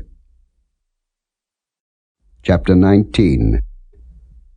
In the 3rd month, when the children of Israel were gone forth out of the land of Egypt, the same day came they into the wilderness of Sinai. For they were departed from Rephidim, and were come to the desert of Sinai, and had pitched in the wilderness, and there Israel camped before the mount. And Moses went up unto God, and the Lord called unto him out of the mountain, saying, Thus shalt thou say to the house of Jacob, and tell the children of Israel, Ye have seen what I did unto the Egyptians, and how I bare you on eagle's wings, and brought you unto myself. Now therefore, if ye will obey my voice indeed, and keep my covenant, then ye shall be a peculiar treasure unto me above all people, for all the earth is mine. And ye shall be unto me a kingdom of priests, and an holy nation. These are the words which thou shalt speak unto the children of Israel. And Moses came and called for the elders of the people, and laid before their faces all these words which the Lord commanded him. And all the people answered together and said, All that the Lord hath spoken we will do. And Moses returned the words of the people unto the Lord. And the Lord said unto Moses, Lo, I come unto thee in a thick cloud, that the people may hear when I speak with thee, and believe thee forever. And Moses told the words of the people unto the Lord. And the Lord said unto Moses, Go unto the people, and sanctify them today and tomorrow, and let them wash their clothes, and be ready against the 3rd day. For the 3rd day the Lord will come down in the sight of all the people upon Mount Sinai. And thou shalt set bounds unto the people round about, saying, Take heed to yourselves, that ye go not up into the mount, or touch the border of it. Whosoever toucheth the mount shall be surely put to death. There shall not an hand touch it, but he shall surely be stoned, or shot through. Whether it be beast or man, it shall not live. When the trumpet soundeth long, they shall come up to the mount. And Moses went down from the mount unto the people, and sanctified the people, and they washed their clothes. And he said unto the people, Be ready against the 3rd day. Come not at your wives. And it came to pass on the 3rd day in the morning, that there were thunders and lightnings, and a thick cloud upon the mount, and the voice of the trumpet exceeding loud, so that all the people that was in the camp trembled. And Moses brought forth the people out of the camp to meet with God, and they stood at the nether part of the mount. And Mount Sinai was altogether on a smoke, because the Lord descended upon it in fire, and the smoke thereof ascended as the smoke of a furnace, and the whole mount quaked greatly. And when the voice of the trumpet sounded long, and waxed louder and louder, Moses spake, and God answered him by a voice. And the Lord came down upon Mount Sinai, on the top of the mount, and the Lord called Moses up to the top of the mount, and Moses went up. And the Lord said unto Moses, Go down, charge the people, lest they break through unto the Lord to gaze, and many of them perish. And let the priests also, which come near to the Lord, sanctify themselves, lest the Lord break forth upon them. And Moses said unto the Lord, The people cannot come up to Mount Sinai, for thou chargest us, saying, Set bounds about the mount, and sanctify it. And the Lord said unto him, Away, get thee down, and thou shalt come up, thou and Aaron with thee. But let not the priests and the people break through to come up unto the Lord, lest he break forth upon them. So Moses went down unto the people, and spake unto them. Chapter 20. And God spake all these words, saying, I am the Lord thy God, which have brought thee out of the land of Egypt, out of the house of bondage. Thou shalt have no other gods before me. Thou shalt not make unto thee any graven image, or any likeness of anything that is in heaven above, or that is in the earth beneath, or that is in the water under the earth. Thou shalt not bow down thyself to them, nor serve them. For I, the Lord thy God, am a jealous God, visiting the iniquity of the fathers upon the children unto the third and fourth generation of them that hate me, and showing mercy unto thousands of them that love me, and keep my commandments. Thou shalt not take the name of the Lord thy God in vain, for the Lord will not hold him guiltless that taketh his name in vain. Remember the Sabbath day to keep it holy. 6 days shalt thou labor, and do all thy work. But the seventh day is the Sabbath of the Lord thy God. In it thou shalt not do any work, thou, nor thy son, nor thy daughter, thy manservant, nor thy maidservant, nor thy cattle, nor thy stranger that is within thy gates. For in 6 days the Lord made heaven and earth, the sea, and all that in them is, and rested the seventh day. Wherefore the Lord blessed the Sabbath day, and hallowed it. Honor thy father and thy mother, that thy days may be long upon the land which the Lord thy God giveth thee. Thou shalt not kill. Thou shalt not commit adultery. Thou shalt not steal. Thou shalt not bear false witness against thy neighbor. Thou shalt not covet thy neighbor's house. Thou shalt not covet thy neighbor's wife, nor his manservant, nor his maidservant, nor his ox, nor his ass, nor anything that is thy neighbor's. And all the people saw the thunderings, and the lightnings, and the noise of the trumpet, and the mountain smoking. And when the people saw it, they removed, and stood afar off. And they said unto Moses, Speak thou with us, and we will hear. But let not God speak with us, lest we die. And Moses said unto the people, Fear not, for God is come to prove you, and that his fear may be before your faces, that ye sin not. And the people stood afar off, and Moses drew near unto the thick darkness where God was. And the Lord said unto Moses, Thus thou shalt say unto the children of Israel, Ye have seen that I have talked with you from heaven. Ye shall not make with me gods of silver, neither shall ye make unto you gods of gold. An altar of earth thou shalt make unto me, and shalt sacrifice thereon thy burnt offerings, and thy peace offerings, thy sheep and thine oxen. In all places where I record my name, I will come unto thee, and I will bless thee. And if thou wilt make me an altar of stone, thou shalt not build it of hewn stone, for if thou lift up thy tool upon it, thou hast polluted it. Neither shalt thou go up by steps unto mine altar, that thy nakedness be not discovered thereon. Chapter 21. Now these are the judgments which thou shalt set before them.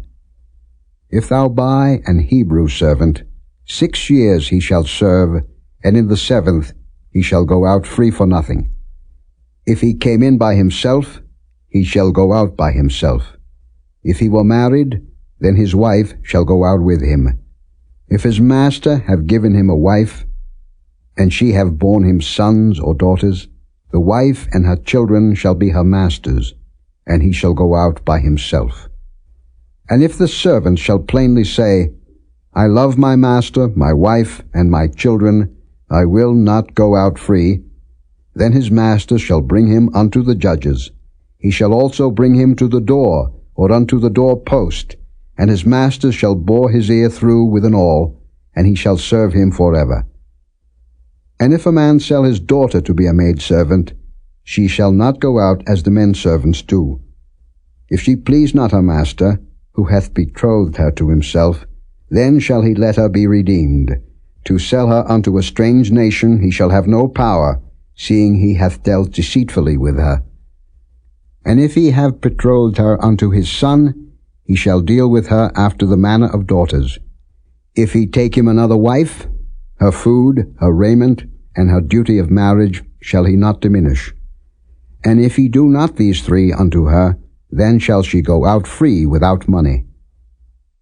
He that smiteth a man, so that he die, shall be surely put to death. And if a man lie not in wait, but God deliver him into his hand, then I will appoint thee a place whither he shall flee.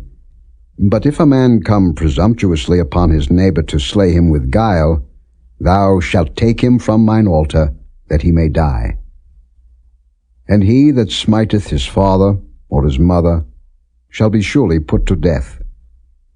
And he that stealeth a man, and selleth him, or if he be found in his hand, he shall surely be put to death. And he that curseth his father or his mother shall surely be put to death. And if men strive together, and one smite another with a stone, or with his fist, and he die not, but keepeth his bed, if he rise again, and walk abroad upon his staff, then shall he that smote him be quit. Only he shall pay for the loss of his time, and shall cause him to be thoroughly healed. And if a man smite his servant, or his maid with a rod, and he die under his hand, he shall be surely punished. Notwithstanding, if he continue a day or two, he shall not be punished, for he is his money. If men strive, and hurt a woman with child, so that her fruit depart from her, and yet no mischief follow, he shall be surely punished, according as the woman's husband will lay upon him, and he shall pay as the judges determine. And if any mischief follow, then thou shalt give life for life, eye for eye, tooth for tooth, hand for hand, foot for foot, burning for burning, wound for wound, stripe for stripe. And if a man smite the eye of his servant, or the eye of his maid, that it perish, he shall let him go free for his eye's sake. And if he smite out his manservant's tooth, or his maidservant's tooth, he shall let him go free for his tooth's sake. If an ox gore a man or a woman, that they die, then the ox shall be surely stoned, and his flesh shall not be eaten, but the owner of the ox shall be quit. But if the ox were wont to push with his horn in time past, and it hath been testified to his owner, and he hath not kept him in, but that he hath killed a man or a woman, the ox shall be stoned, and his owner also shall be put to death.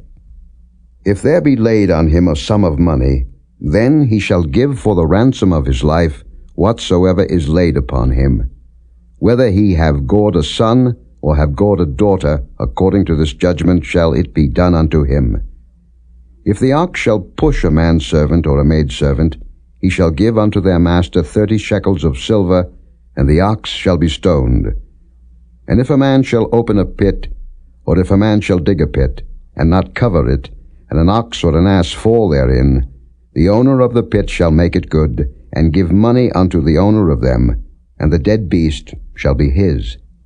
And if one man's ox hurt another's, that he die, then they shall sell the live ox, and divide the money of it, and the dead ox also they shall divide. Or if it be known that the ox hath used to push in time past, and his owner hath not kept him in, he shall surely pay ox for ox, and the dead shall be his own. Chapter 22. If a man shall steal an ox or a sheep, and kill it or sell it, he shall restore 5 oxen for an ox, and 4 sheep for a sheep. If a thief be found breaking up, and be smitten that he die, there shall no blood be shed for him.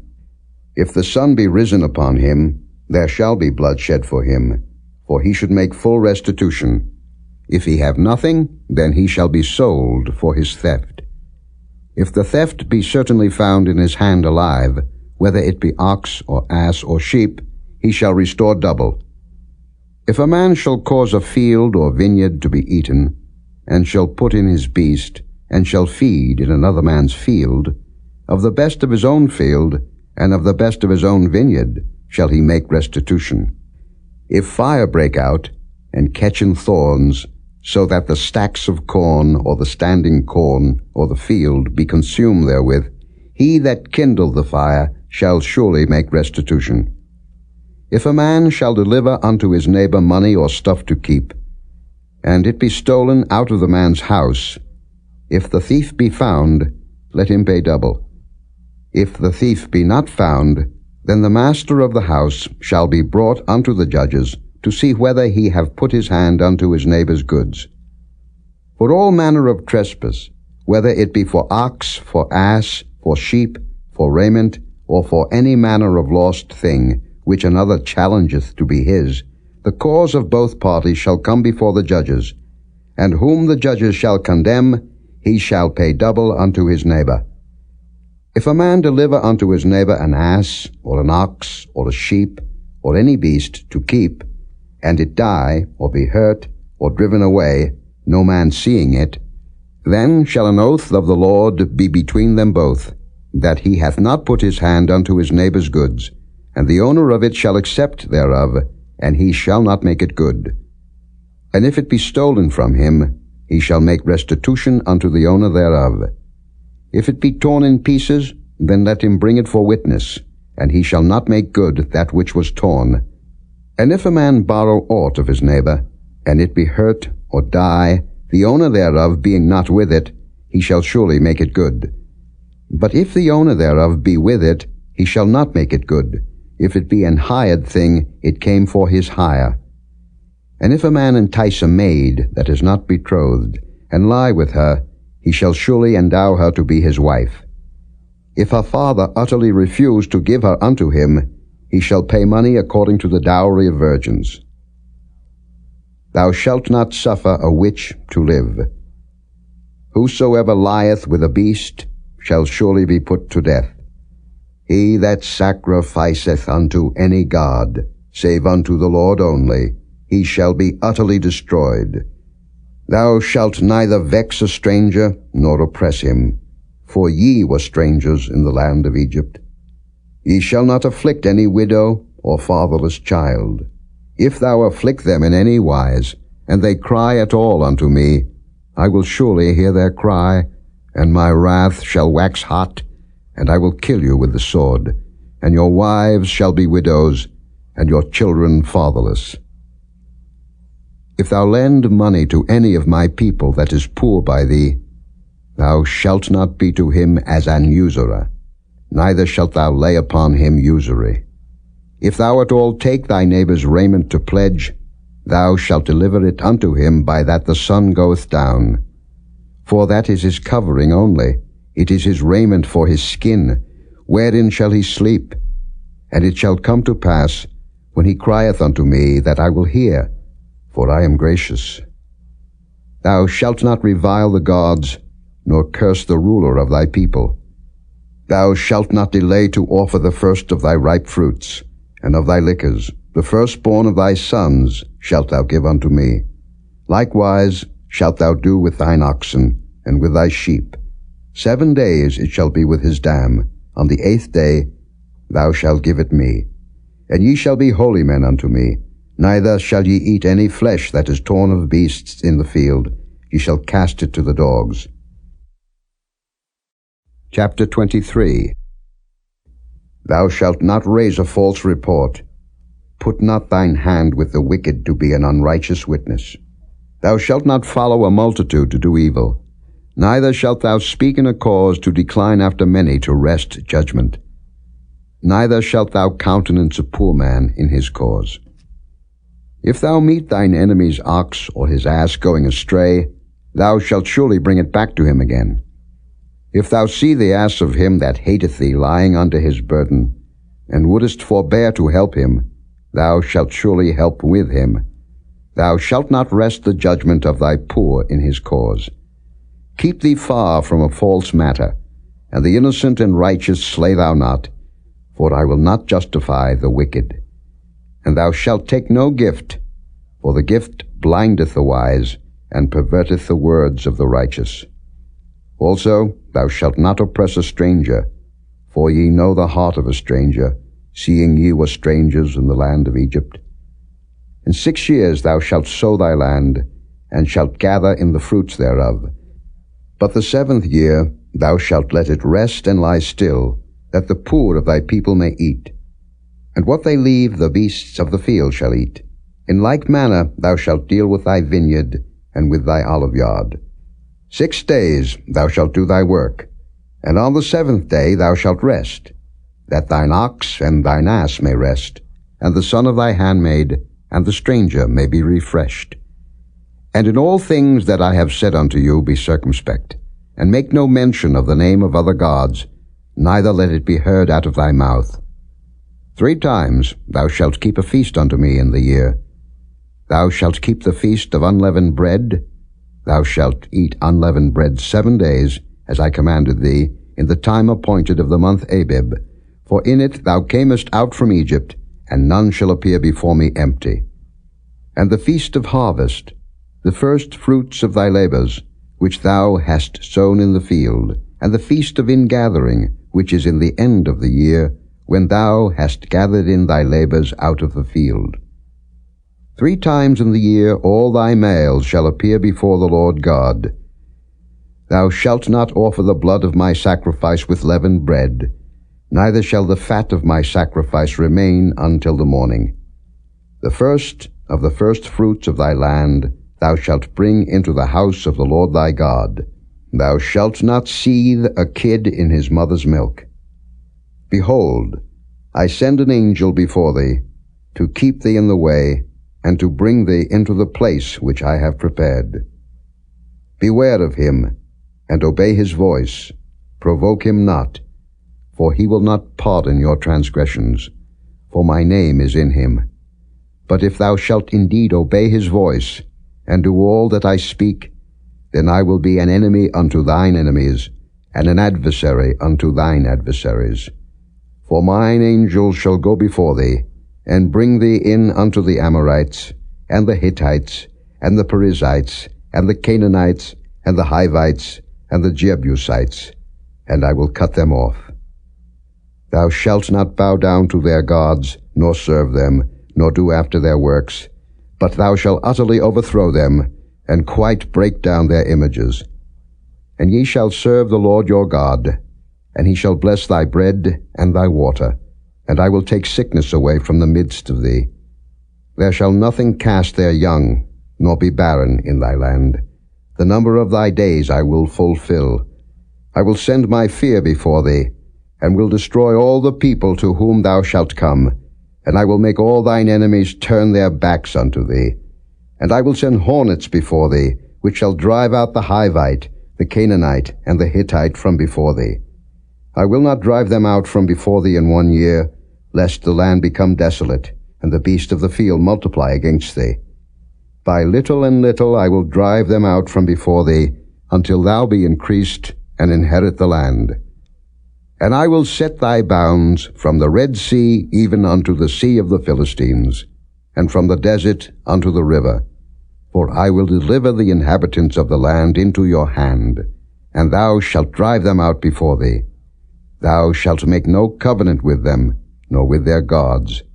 They shall not dwell in thy land, lest they make thee sin against me. For if thou serve their gods, it will surely be a snare unto thee. Chapter 24. And he said unto Moses, Come up unto the Lord, thou, and Aaron, Nadab, and Abihu, and 70 of the elders of Israel, and worship ye afar off. And Moses alone shall come near the Lord, but they shall not come nigh, neither shall the people go up with him. And Moses came and told the people all the words of the Lord, and all the judgments. And all the people answered with one voice and said, All the words which the Lord hath said will we do. And Moses wrote all the words of the Lord, and rose up early in the morning, and builded an altar under the hill, and 12 pillars, according to the 12 tribes of Israel. And he sent young men of the children of Israel, which offered burnt offerings, and sacrificed peace offerings of oxen unto the Lord. And Moses took half of the blood, and put it in basins, and half of the blood he sprinkled on the altar. And he took the book of the covenant, and read in the audience of the people, and they said, All that the Lord hath said will we do, and be obedient. And Moses took the blood, and sprinkled it on the people, and said, Behold the blood of the covenant, which the Lord hath made with you concerning all these words. Then went up Moses and Aaron, Nadab and Abihu, and 70 of the elders of Israel, and they saw the God of Israel, and there was under his feet as it were a paved work of a sapphire stone, and as it were the body of heaven in his clearness. And upon the nobles of the children of Israel he laid not his hand. Also they saw God, and did eat and drink. And the Lord said unto Moses, Come up to me into the mount, and be there. And I will give thee tables of stone, and a law, and commandments which I have written, that thou mayest teach them. And Moses rose up, and his minister Joshua, and Moses went up into the mount of God. And he said unto the elders, Tarry ye here for us, until we come again unto you. And behold, Aaron and Hur are with you. If any man have any matters to do, let him come unto them. And Moses went up into the mount, and a cloud covered the mount. And the glory of the Lord abode upon Mount Sinai, and the cloud covered it 6 days. And the 7th day he called unto Moses out of the midst of the cloud. And the sight of the glory of the Lord was like devouring fire on the top of the mount in the eyes of the children of Israel. And Moses went into the midst of the cloud, and gat him up into the mount, and Moses was in the mount 40 days and 40 nights. Chapter 25. And the Lord spake unto Moses, saying, Speak unto the children of Israel, that they bring me an offering. Of every man that giveth it willingly with his heart ye shall take my offering. And this is the offering which ye shall take of them, gold, and silver, and brass, and blue, and purple, and scarlet, and fine linen, and goat's hair, and ram skins dyed red, and badgers' skins, and shittim wood, oil for the light, spices for anointing oil, and for sweet incense, onyx stones, and stones to be set in the ephod, and in the breastplate. And let them make me a sanctuary, that I may dwell among them. According to all that I show thee, after the pattern of the tabernacle, and the pattern of all the instruments thereof, even so shall ye make it. And they shall make an ark of shittim wood. 2 cubits and a half shall be the length thereof, and 1 cubit and a half the breadth thereof, and 1 cubit and a half the height thereof. And thou shalt overlay it with pure gold. Within and without shalt thou overlay it, and shalt make upon it a crown of gold round about. And thou shalt cast 4 rings of gold for it, and put them in the 4 corners thereof. And 2 rings shall be in the one side of it, and 2 rings in the other side of it. And thou shalt make staves of shittim wood, and overlay them with gold. And thou shalt put the staves into the rings by the sides of the ark, that the ark may be borne with them. The staves shall be in the rings of the ark, they shall not be taken from it. And thou shalt put into the ark the testimony which I shall give thee. And thou shalt make a mercy seat of pure gold. 2 cubits and a half shall be the length thereof, and 1 cubit and a half the breadth thereof. And thou shalt make 2 cherubims of gold. Of beaten work shalt thou make them in the 2 ends of the mercy seat. And make 1 cherub on the one end, and the other cherub on the other end. Even of the mercy seat shall ye make the cherubims on the 2 ends thereof. And the cherubims shall stretch forth their wings on high, covering the mercy seat with their wings, and their faces shall look one to another, Toward the mercy seat shall the faces of the cherubims be. And thou shalt put the mercy seat above upon the ark, and in the ark thou shalt put the testimony that I shall give thee. And there I will meet with thee, and I will commune with thee from above the mercy seat, from between the two cherubims which are upon the ark of the testimony, of all things which I will give thee in commandment unto the children of Israel. Thou shalt also make a table of shittim wood. 2 cubits shall be the length thereof, and a cubit the breadth thereof, and a cubit and a half the height thereof. And thou shalt overlay it with pure gold, and make thereto a crown of gold round about. And thou shalt make unto it a border of an handbreadth round about, and thou shalt make a golden crown to the border thereof round about. And thou shalt make for it 4 rings of gold, and put the rings in the 4 corners that are on the 4 feet thereof. Over against the border shall the rings be for places of the staves to bear the table. And thou shalt make the staves of shittim wood, and overlay them with gold, that the table may be borne with them. And thou shalt make the dishes thereof, and spoons thereof, and covers thereof, and bowls thereof, to cover withal. Of pure gold shalt thou make them. And thou shalt set upon the table showbread before me alway.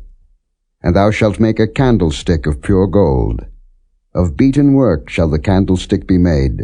His shaft, and his branches, his bowls, his knops, and his flowers shall be of the same. And 6 branches shall come out of the sides of it, 3 branches of the candlestick out of the one side, and 3 branches of the candlestick out of the other side. 3 bowls made like unto almonds, with a knop and a flower in one branch, and 3 bowls made like almonds in the other branch, with a knop and a flower, so in the 6 branches that come out of the candlestick. And in the candlestick shall be 4 bowls, made like unto almonds, with their knops and their flowers. And there shall be a knop under 2 branches of the same, and a knop under 2 branches of the same, and a knop under 2 branches of the same, according to the 6 branches that proceed out of the candlestick. Their knops and their branches shall be of the same. All it shall be one beaten work of pure gold. And thou shalt make the 7 lamps thereof, and they shall light the lamps thereof, that they may give light over against it. And the tongues thereof, and the snuff dishes thereof, shall be of pure gold. Of a talent of pure gold shall he make it, with all these vessels. And look that thou make them after their pattern, which was showed thee in the mount. Chapter 26. Moreover, thou shalt make the tabernacle with 10 curtains of fine twined linen, and blue and purple and scarlet. With cherubims of cunning work shalt thou make them.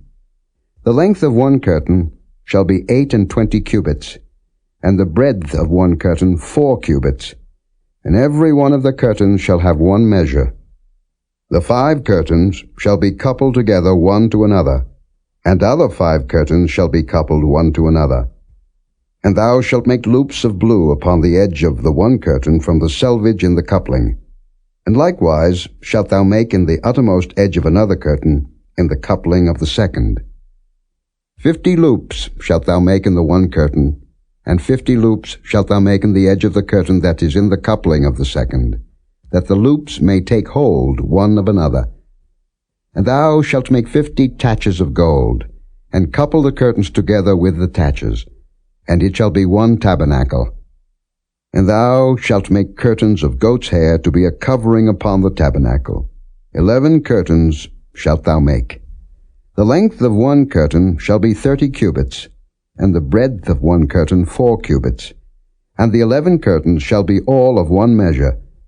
And thou shalt couple 5 curtains by themselves, and 6 curtains by themselves, and shalt double the 6th curtain in the forefront of the tabernacle. And thou shalt make 50 loops on the edge of the one curtain that is outmost in the coupling, and 50 loops in the edge of the curtain which coupleth the second. And thou shalt make 50 taches of brass, and put the taches into the loops, and couple the tent together, that it may be one. And the remnant that remaineth of the curtains of the tent, the half curtain that remaineth, shall hang over the back side of the tabernacle, and a cubit on the one side, and a cubit on the other side of that which remaineth in the length of the curtains of the tent. It shall hang over the sides of the tabernacle on this side and on that side, to cover it. And thou shalt make a covering for the tent of rams' skins dyed red, and a covering above of badgers' skins. And thou shalt make boards for the tabernacle of shittim wood standing up. 10 cubits shall be the length of a board, and 1.5 cubits shall be the breadth of one board. 2 tenons shall there be in one board, set in order one against another. Thus shalt thou make for all the boards of the tabernacle. And thou shalt make the boards for the tabernacle, 20 boards on the south side southward. And thou shalt make 40 sockets of silver under the 20 boards, 2 sockets under one board for his 2 tenons, and 2 sockets under another board for his 2 tenons. And for the second side of the tabernacle on the north side there shall be 20 boards, and there 40 sockets of silver, 2 sockets under one board, and 2 sockets under another board. And for the sides of the tabernacle westward thou shalt make 6 boards, and 2 boards shalt thou make for the corners of the tabernacle in the 2 sides. And they shall be coupled together beneath, and they shall be coupled together above the head of it unto one ring. Thus shall it be for them both. They shall be for the 2 corners. And they shall be 8 boards, and their sockets of silver 16 sockets, 2 sockets under one board, and 2 sockets under another board. And thou shalt make bars of shittim wood, 5 for the boards of the one side of the tabernacle, and 5 bars for the boards of the other side of the tabernacle, and 5 bars for the boards of the side of the tabernacle for the 2 sides westward. And the middle bar in the midst of the boards shall reach from end to end. And thou shalt overlay the boards with gold, and make their rings of gold for places for the bars. And thou shalt overlay the bars with gold. And thou shalt rear up the tabernacle according to the fashion thereof, which was showed thee in the mount. And thou shalt make a veil of blue, and purple, and scarlet, and fine twined linen of cunning work. With cherubims shall it be made. And thou shalt hang it upon 4 pillars of shittim wood overlaid with gold. Their hooks shall be of gold upon the 4 sockets of silver. And thou shalt hang up the veil under the taches, that thou mayest bring in thither within the veil the ark of the testimony. And the veil shall divide unto you between the holy place and the most holy. And thou shalt put the mercy seat upon the ark of the testimony in the most holy place. And thou shalt set the table without the veil, and the candlestick over against the table on the side of the tabernacle toward the south. And thou shalt put the table on the north side. And thou shalt make an hanging for the door of the tent, of blue, and purple, and scarlet, and fine twined linen, wrought with needlework. And thou shalt make for the hanging 5 pillars of shittim wood, and overlay them with gold, and their hooks shall be of gold, and thou shalt cast 5 sockets of brass for them. Chapter 27. And thou shalt make an altar of shittim wood, 5 cubits long, and 5 cubits broad. The altar shall be 4 square, and the height thereof shall be 3 cubits. And thou shalt make the horns of it upon the 4 corners thereof. His horns shall be of the same, and thou shalt overlay it with brass. And thou shalt make his pans to receive his ashes, and his shovels, and his basins, and his flesh hooks, and his fire pans. All the vessels thereof thou shalt make of brass. And thou shalt make for it a grate of network of brass, and upon the net shalt thou make 4 brazen rings in the 4 corners thereof. And thou shalt put it under the compass of the altar beneath, that the net may be even to the midst of the altar. And thou shalt make staves for the altar, staves of shittim wood, and overlay them with brass. And the staves shall be put into the rings, and the staves shall be upon the 2 sides of the altar to bear it. Hollow with boards shalt thou make it, as it was showed thee in the mount, so shall they make it. And thou shalt make the court of the tabernacle. For the south side southward There shall be hangings for the court of fine twined linen of 100 cubits long for one side, and the 20 pillars thereof, and their 20 sockets shall be of brass. The hooks of the pillars and their fillets shall be of silver. And likewise for the north side in length there shall be hangings of 100 cubits long, and his 20 pillars and their 20 sockets of brass, the hooks of the pillars and their fillets of silver. And for the breadth of the court on the west side shall be hangings of 50 cubits, their pillars 10, and their sockets 10. And the breadth of the court on the east side eastward shall be 50 cubits. The hangings of one side of the gate shall be 15 cubits, their pillars 3, and their sockets 3. And on the other side shall be hangings 15 cubits, their pillars 3, and their sockets 3.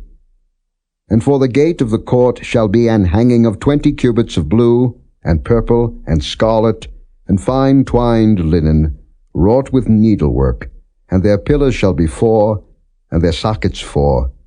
All the pillars round about the court shall be filleted with silver.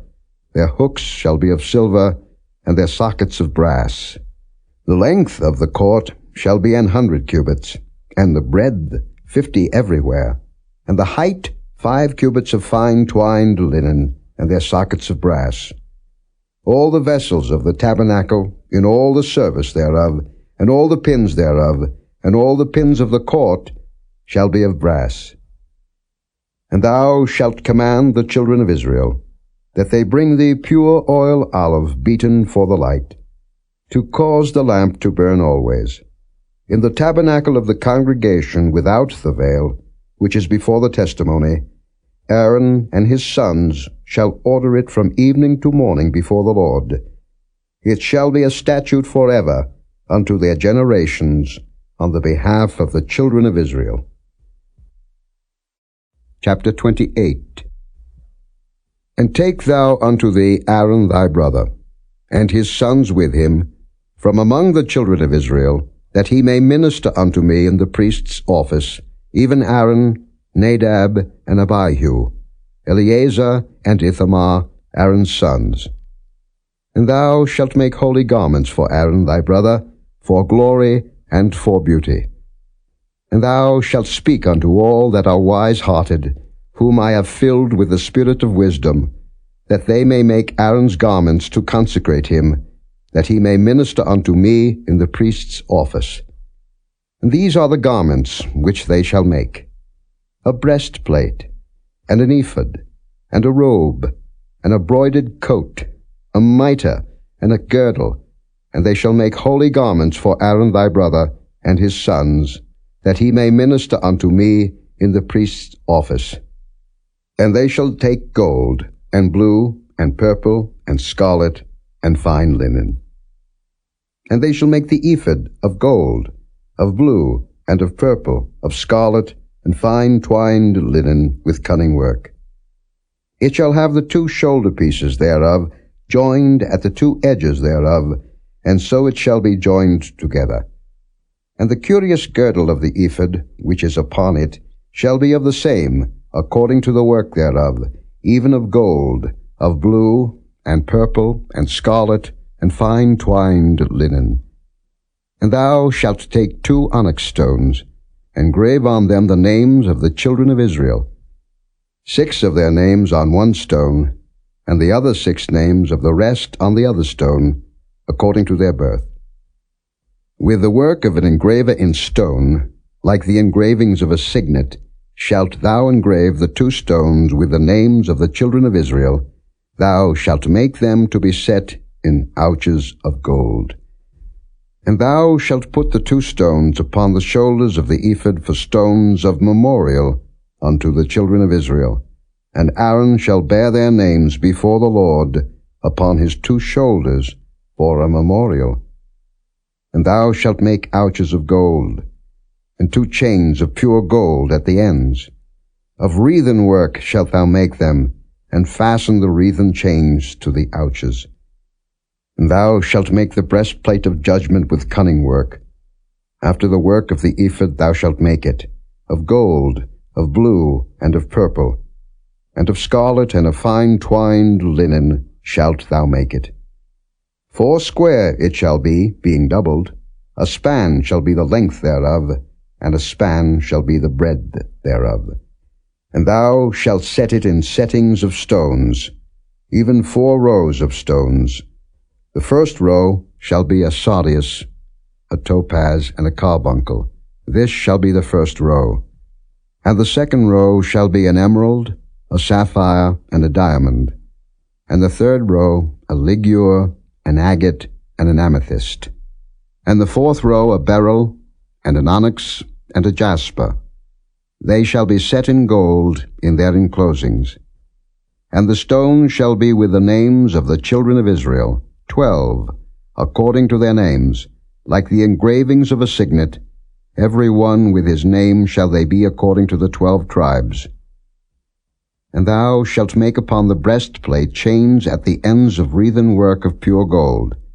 And thou shalt make upon the breastplate 2 rings of gold, and shalt put the 2 rings on the 2 ends of the breastplate.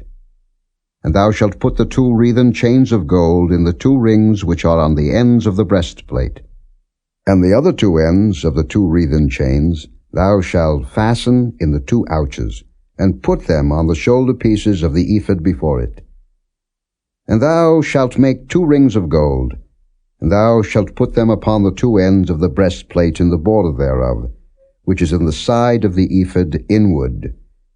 And 2 other rings of gold thou shalt make, and shalt put them on the 2 sides of the ephod underneath, toward the forepart thereof, over against the other coupling thereof, above the curious girdle of the ephod. And they shall bind the breastplate by the rings thereof unto the rings of the ephod with a lace of blue, that it may be above the curious girdle of the ephod, and that the breastplate be not loosed from the ephod. And Aaron shall bear the names of the children of Israel in the breastplate of judgment upon his heart, when he goeth in unto the holy place, for a memorial before the Lord continually. And thou shalt put in the breastplate of judgment the Urim and the Thummim, and they shall be upon Aaron's heart, when he goeth in before the Lord. And Aaron shall bear the judgment of the children of Israel upon his heart before the Lord continually. And thou shalt make the robe of the ephod all of blue. And there shall be an hole in the top of it, in the midst thereof. It shall have a binding of woven work round about the whole of it, as it were the hole of an habergeon, that it be not rent. And beneath upon the hem of it thou shalt make pomegranates of blue, and of purple, and of scarlet, round about the hem thereof, and bells of gold between them round about, a golden bell and a pomegranate, a golden bell and a pomegranate upon the hem of the robe round about. And it shall be upon Aaron to minister, and his sound shall be heard when he goeth in unto the holy place before the Lord, and when he cometh out, that he die not. And thou shalt make a plate of pure gold, engrave upon it, like the engravings of a signet, Holiness to the Lord. And thou shalt put it on a blue lace, that it may be upon the mitre, upon the forefront of the mitre it shall be. And it shall be upon Aaron's forehead, that Aaron may bear the iniquity of the holy things, which the children of Israel shall hallow in all their holy gifts. And it shall be always upon his forehead, that they may be accepted before the Lord. And thou shalt embroider the coat of fine linen, and thou shalt make the mitre of fine linen, and thou shalt make the girdle of needlework. And for Aaron's sons thou shalt make coats, and thou shalt make for them girdles, and bonnets shalt thou make for them, for glory and for beauty. And thou shalt put them upon Aaron thy brother, and his sons with him, and shalt anoint them, and consecrate them, and sanctify them, that they may minister unto me in the priest's office. And thou shalt make them linen breeches to cover their nakedness, from the loins even unto the thighs they shall reach. And they shall be upon Aaron and upon his sons, when they come in unto the tabernacle of the congregation, or when they come near unto the altar to minister in the holy place, that they bear not iniquity and die. It shall be a statute forever unto him and his seed after him.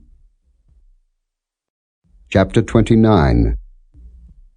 And this is the thing that thou shalt do unto them to hallow them, to minister unto me in the priest's office.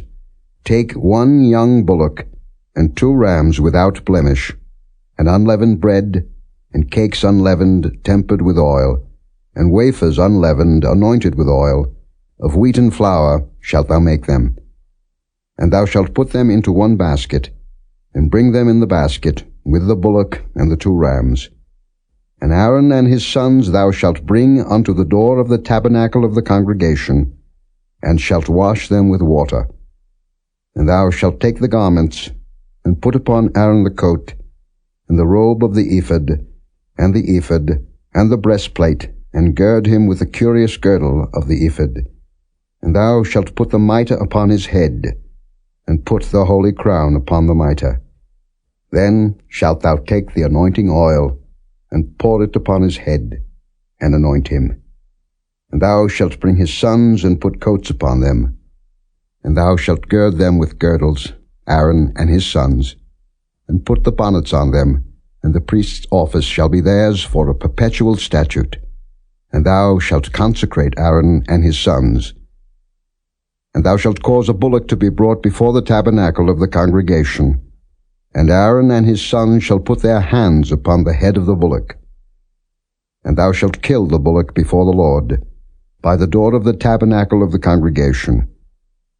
And thou shalt take of the blood of the bullock, and put it upon the horns of the altar with thy finger, and pour all the blood beside the bottom of the altar.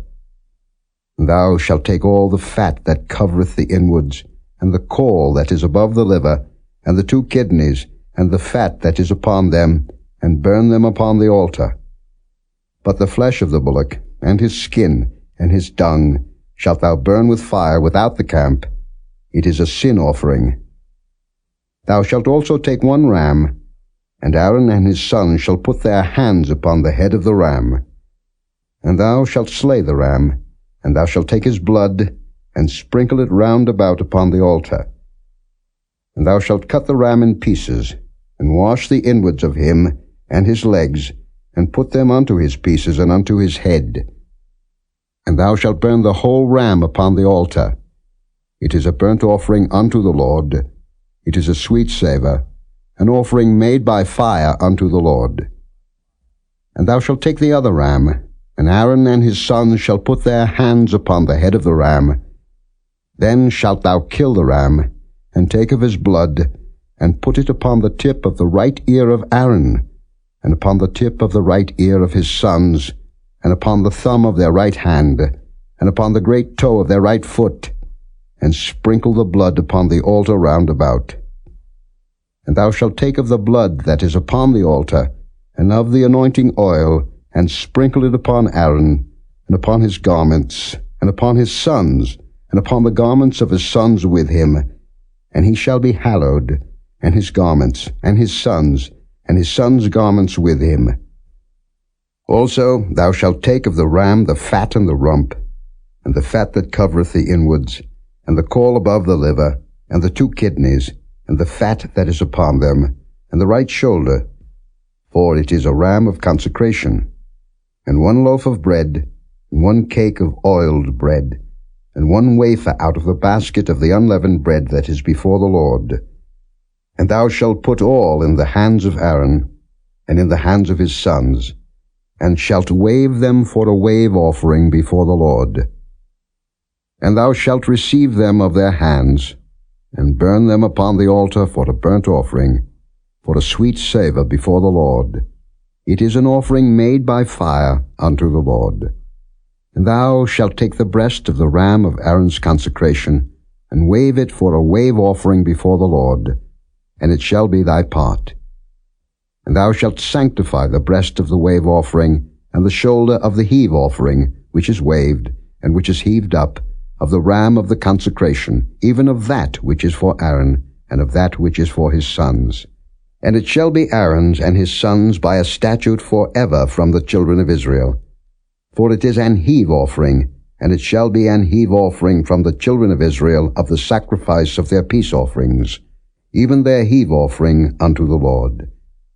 And the holy garments of Aaron shall be his sons after him, to be anointed therein, and to be consecrated in them.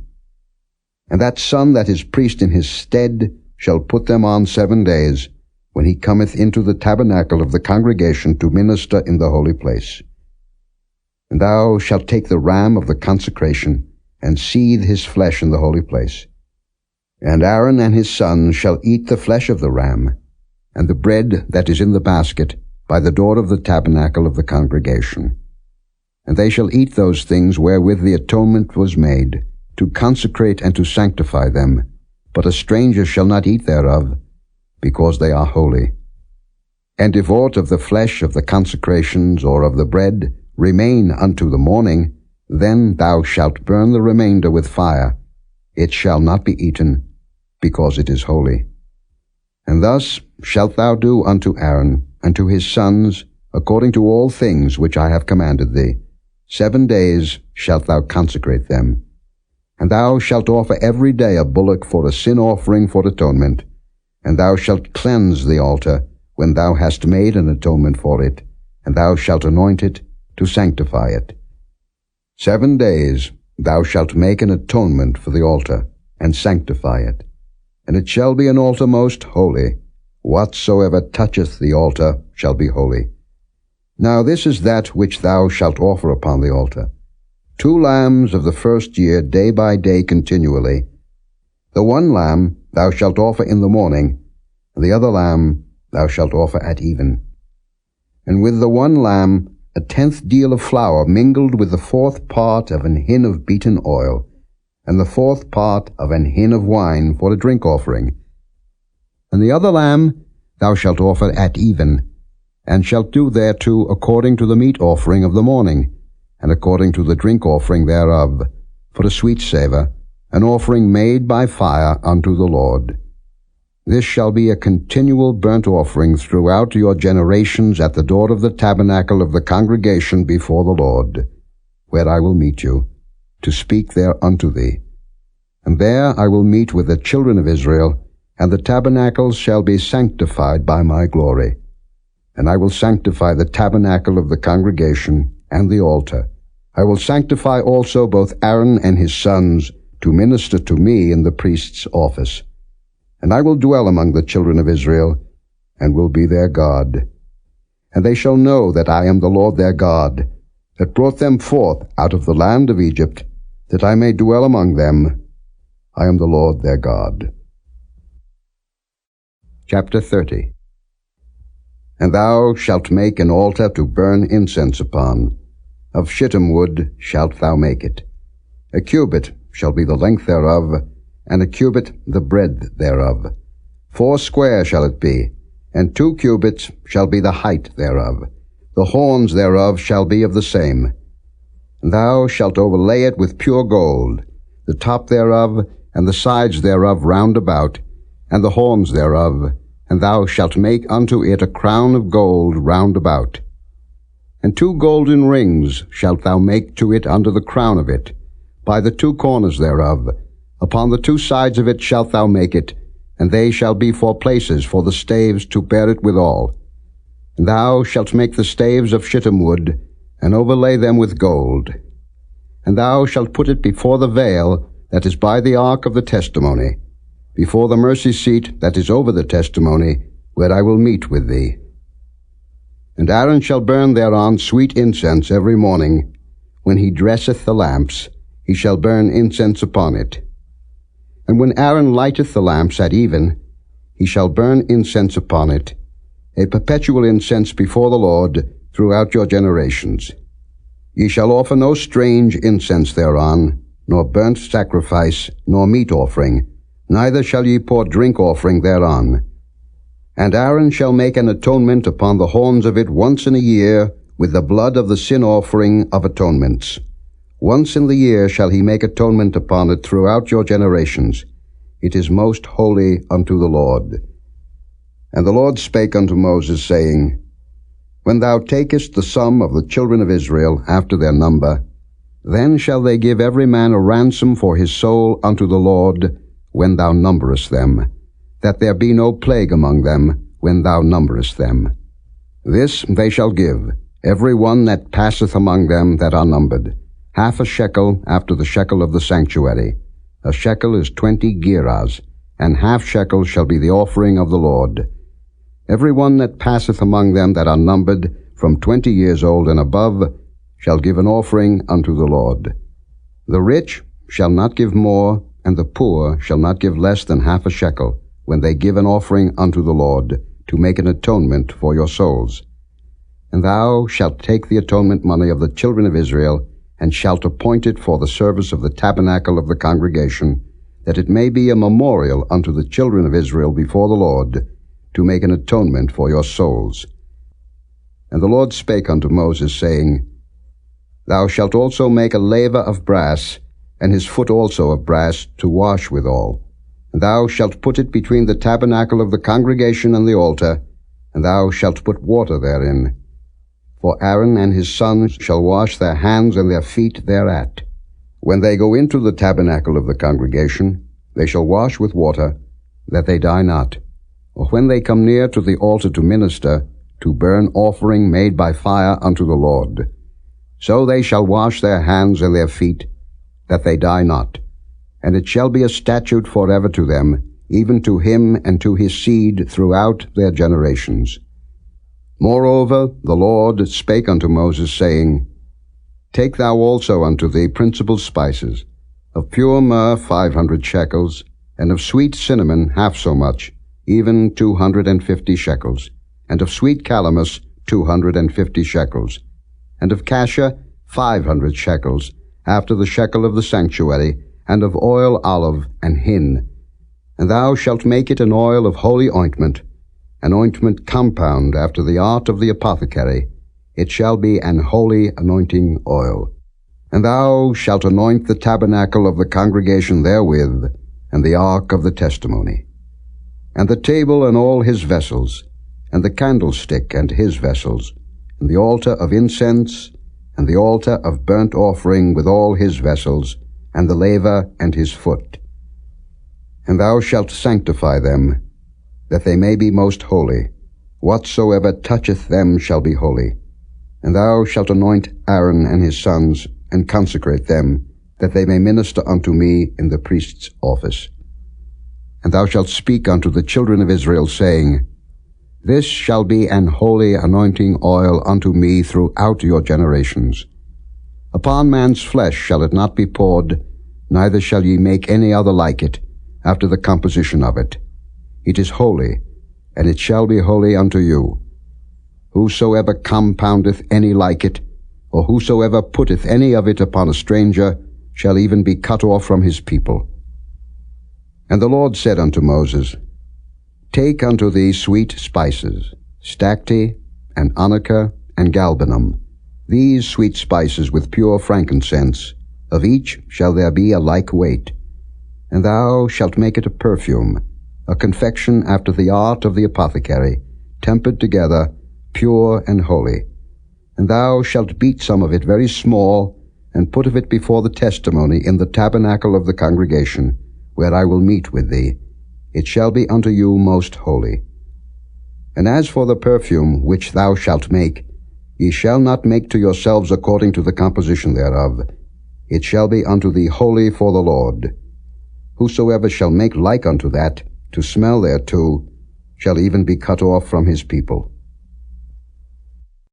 Chapter 31. And the Lord spake unto Moses, saying, See, I have called by name Bezaleel, the son of Uri, the son of Hur, of the tribe of Judah. And I have filled him with the Spirit of God, in wisdom, and in understanding, and in knowledge, and in all manner of workmanship, to devise cunning works, to work in gold, and in silver, and in brass, and in cutting of stones, to set them, and in carving of timber, to work in all manner of workmanship. And I, behold, I have given with him Aholiab, the son of Ahisamach, of the tribe of Dan, and in the hearts of all that are wise-hearted I have put wisdom, that they may make all that I have commanded thee. The tabernacle of the congregation, and the ark of the testimony, and the mercy seat that is thereupon, and all the furniture of the tabernacle, and the table and his furniture, and the pure candlestick with all his furniture, and the altar of incense, and the altar of burnt offering with all his furniture, and the laver and his foot, and the cloths of service, and the holy garments for Aaron the priest, and the garments of his sons, to minister in the priest's office, and the anointing oil, and sweet incense for the holy place, according to all that I have commanded thee shall they do.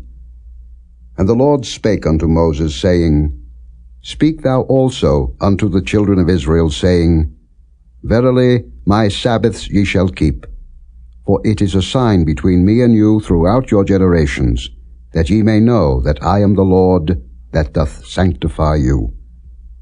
Ye shall keep the Sabbath therefore, for it is holy unto you. Every one that defileth it shall surely be put to death. For whosoever doeth any work therein, that soul shall be cut off from among his people. 6 days may work be done, but in the 7th is the Sabbath of rest, holy to the Lord. Whosoever doeth any work in the Sabbath day, he shall surely be put to death. Wherefore the children of Israel shall keep the Sabbath, to observe the Sabbath throughout their generations, for a perpetual covenant. It is a sign between me and the children of Israel forever. For in 6 days the Lord made heaven and earth, and on the 7th day he rested, and was refreshed. And he gave unto Moses, when he had made an end of communing with him upon Mount Sinai, 2 tables of testimony, tables of stone, written with the finger of God. Chapter 32. And when the people saw that Moses delayed to come down out of the mount, the people gathered themselves together unto Aaron, and said unto him, Up, make us gods, which shall go before us. For as for this Moses, the man that brought us up out of the land of Egypt, we wot not what is become of him. And Aaron said unto them, Break off the golden earrings, which are in the ears of your wives, of your sons, and of your daughters, and bring them unto me.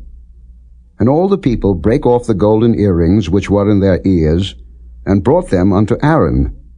And he received them at their hand, and fashioned it with a graving tool, after he had made it a molten calf. And they said, These be thy gods, O Israel, which brought thee up out of the land of Egypt. And when Aaron saw it, he built an altar before it. And Aaron made proclamation and said, Tomorrow is a feast to the Lord. And they rose up early on the morrow, and offered burnt offerings, and brought peace offerings. And the people sat down to eat and to drink, and rose up to play.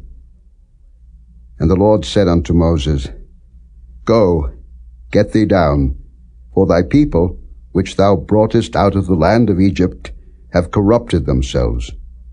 They have turned aside quickly out of the way which I commanded them. They have made them a molten calf, and have worshipped it, and have sacrificed thereunto, and said, These be thy gods, O Israel, which have brought thee up out of the land of Egypt. And the Lord said unto Moses, I have seen this people, and behold, it is a stiff-necked people. Now therefore let me alone, that my wrath may wax hot against them, and that I may consume them, and I will make of thee a great nation. And Moses besought the Lord his God, and said, Lord, why doth thy wrath wax hot against thy people, which thou hast brought forth out of the land of Egypt with great power and with a mighty hand? Wherefore should the Egyptians speak and say, For mischief did he bring them out, to slay them in the mountains, and to consume them from the face of the earth? Turn from thy fierce wrath, and repent of this evil against thy people. Remember Abraham, Isaac, and Israel thy servants, to whom thou swarest by thine own self, and saidst unto them, I will multiply your seed as the stars of heaven, and all this land that I have spoken of will I give unto your seed, and they shall inherit it forever. And the Lord repented of the evil which he thought to do unto his people. And Moses turned, and went down from the mount, and the 2 tables of the testimony were in his hand. The tables were written on both their sides, on the one side and on the other were they written. And the tables were the work of God, and the writing was the writing of God, graven upon the tables. And when Joshua heard the noise of the people as they shouted, he said unto Moses, There is a noise of war in the camp. And he said, It is not the voice of them that shout for mastery, neither is it the voice of them that cry for being overcome, but the noise of them that sing do I hear. And it came to pass, as soon as he came nigh unto the camp, that he saw the calf and the dancing, and Moses' anger waxed hot, and he cast the tables out of his hands, and brake them beneath the mount. And he took the calf which they had made, and burnt it in the fire, and ground it to powder, and strawed it upon the water, and made the children of Israel drink of it. And Moses said unto Aaron, What did this people unto thee, that thou hast brought so great a sin upon them? And Aaron said, Let not the anger of my Lord wax hot. Thou knowest the people, that they are set on mischief.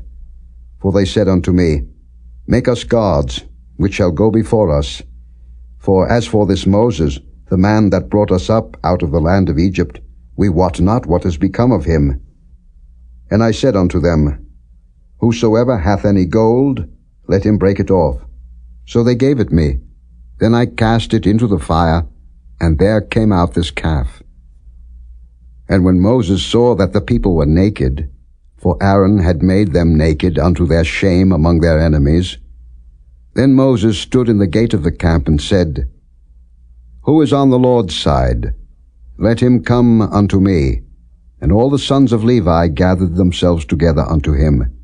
And he said unto them, Thus said the Lord God of Israel, Put every man his sword by his side, and go in and out from gate to gate throughout the camp, and slay every man his brother, and every man his companion, and every man his neighbor. And the children of Levi did according to the word of Moses, and there fell of the people that day about 3,000 men. For Moses had said, Consecrate yourselves today to the Lord, even every man upon his son and upon his brother, that he may bestow upon you a blessing this day. And it came to pass on the morrow that Moses said unto the people, Ye have sinned a great sin, and now I will go up unto the Lord. Peradventure I shall make an atonement for your sin. And Moses returned unto the Lord and said, O this people have sinned a great sin, and have made them gods of gold. Yet now, if thou wilt forgive their sin, and if not, blot me, I pray thee, out of thy book which thou hast written. And the Lord said unto Moses, Whosoever hath sinned against me, him will I blot out of my book. Therefore now go, lead the people unto the place of which I have spoken unto thee. Behold, mine angel shall go before thee. Nevertheless in the day when I will visit their sin upon them. And the Lord plagued the people, because they made the calf which Aaron made. Chapter 33. And the Lord said unto Moses, Depart, and go up hence, thou and the people which thou hast brought up out of the land of Egypt, unto the land which I swear unto Abraham, to Isaac, and to Jacob, saying, Unto thy seed will I give it. And I will send an angel before thee, and I will drive out the Canaanite, the Amorite, and the Hittite, and the Perizzite, the Hivite, and the Jebusite, unto a land flowing with milk and honey. For I will not go up in the midst of thee, for thou art a stiff-necked people, lest I consume thee in the way. And when the people heard these evil tidings, they mourned, and no man did put on him his ornaments. For the Lord had said unto Moses, Say unto the children of Israel, Ye are a stiff-necked people. I will come up into the midst of thee in a moment, and consume thee. Therefore now put off thy ornaments from thee, that I may know what to do unto thee. And the children of Israel stripped themselves of their ornaments by the Mount Horeb. And Moses took the tabernacle, and pitched it without the camp, afar off from the camp, and called it the tabernacle of the congregation. And it came to pass that every one which sought the Lord went out unto the tabernacle of the congregation, which was without the camp. And it came to pass, when Moses went out unto the tabernacle, that all the people rose up and stood every man at his tent door and looked after Moses until he was gone into the tabernacle. And it came to pass, as Moses entered into the tabernacle, the cloudy pillar descended and stood at the door of the tabernacle, and the Lord talked with Moses. And all the people saw the cloudy pillar stand at the tabernacle door, and all the people rose up and worshipped, every man in his tent door. And the Lord spake unto Moses face to face, as a man speaketh unto his friend. And he turned again into the camp. But his servant Joshua the son of Nun, a young man, departed not out of the tabernacle. And Moses said unto the Lord, See, thou sayest unto me, Bring up these people, and thou hast not let me know whom thou wilt send with me. Yet thou hast said, I know thee by name, and thou hast also found grace in my sight. Now therefore I pray thee, if I have found grace in thy sight, show me now thy way, that I may know thee, that I may find grace in thy sight, and consider that this nation is thy people. And he said, My presence shall go with thee, and I will give thee rest. And he said unto him, If thy presence go not with me, carry us not up hence. For wherein shall it be known here that I and thy people have found grace in thy sight? Is it not in that thou goest with us? So shall we be separated, I and thy people, from all the people that are upon the face of the earth. And the Lord said unto Moses, I will do this thing also that thou hast spoken, for thou hast found grace in my sight, and I know thee by name. And he said, I beseech thee, show me thy glory. And he said, I will make all my goodness pass before thee, and I will proclaim the name of the Lord before thee, and will be gracious to whom I will be gracious, and will show mercy on whom I will show mercy. And he said, Thou canst not see my face, for there shall no man see me and live. And the Lord said, Behold, there is a place by me, and thou shalt stand upon a rock. And it shall come to pass, while my glory passeth by, that I will put thee in a cleft of the rock, and will cover thee with my hand while I pass by. And I will take away mine hand, and thou shalt see my back parts, but my face shall not be seen. Chapter 34. And the Lord said unto Moses, Hew thee 2 tables of stone like unto the first, and I will write upon these tables the words that were in the first tables, which thou breakest. And be ready in the morning, and come up in the morning unto Mount Sinai, and present thyself there to me in the top of the mount.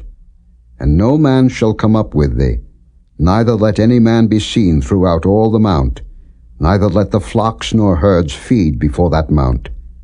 And he hewed 2 tables of stone like unto the first.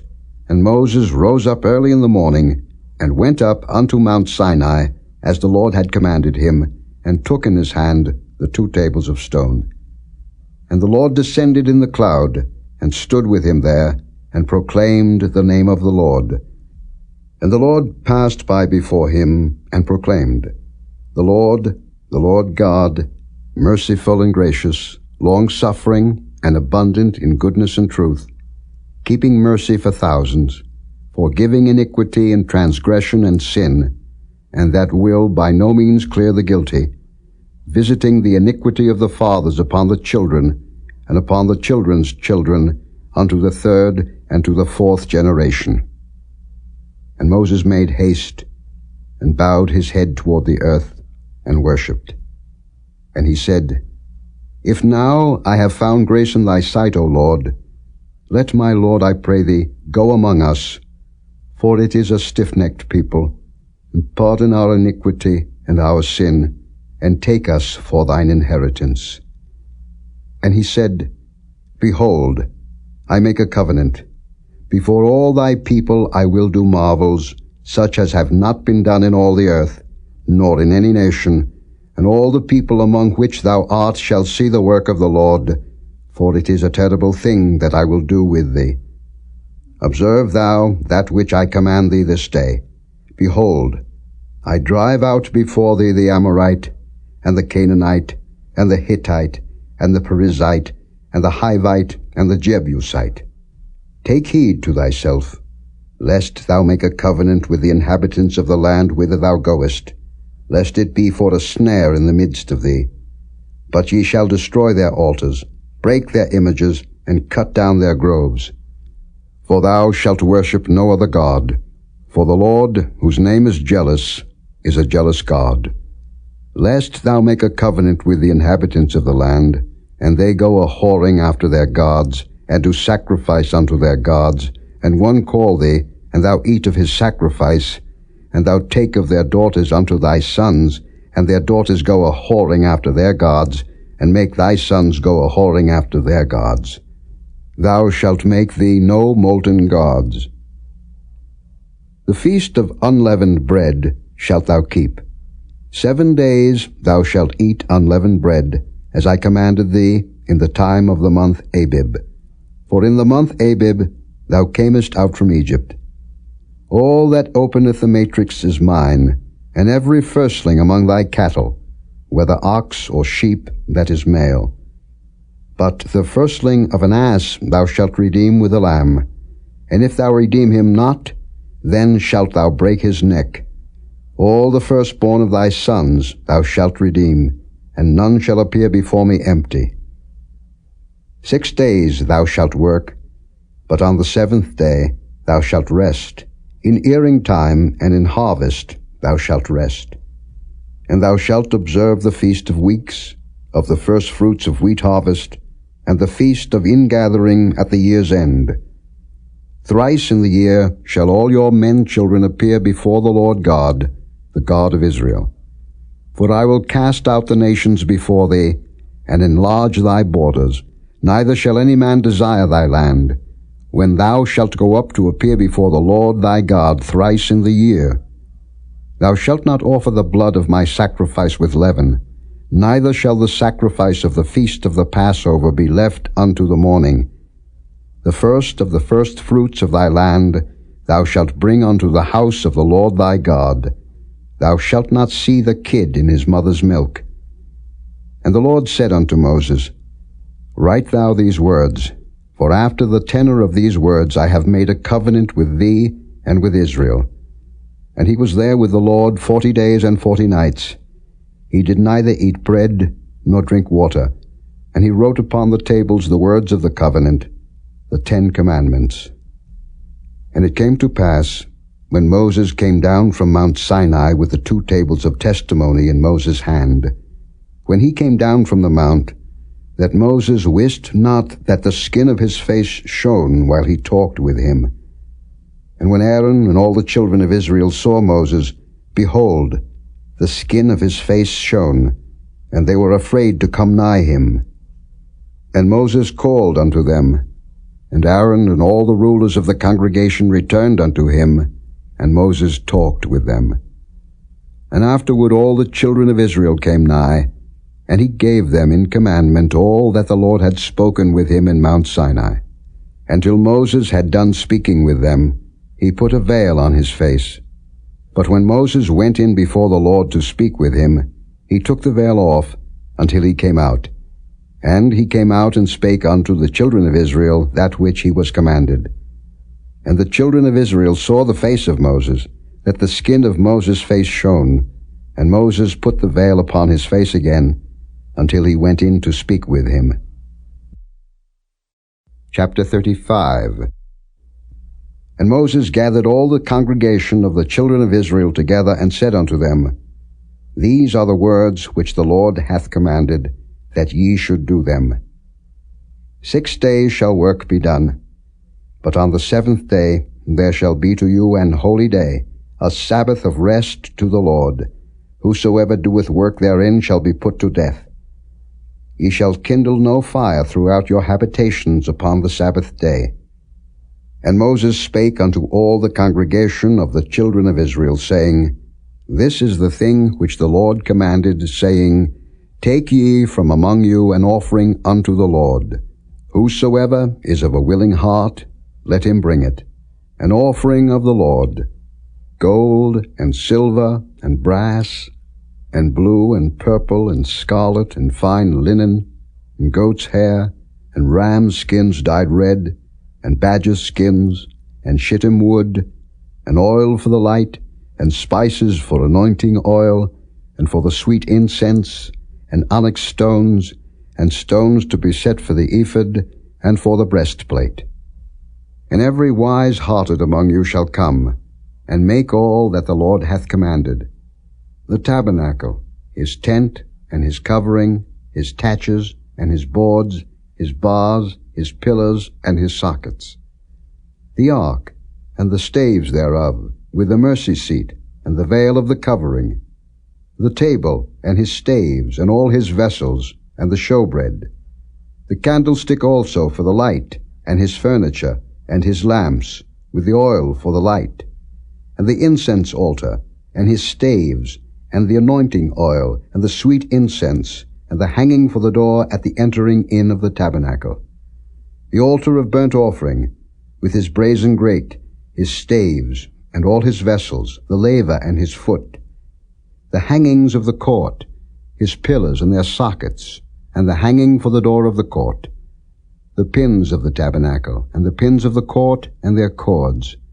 the cloths of service, to do service in the holy place; the holy garments for Aaron the priest, and the garments of his sons, to minister in the priest's office. And all the congregation of the children of Israel departed from the presence of Moses.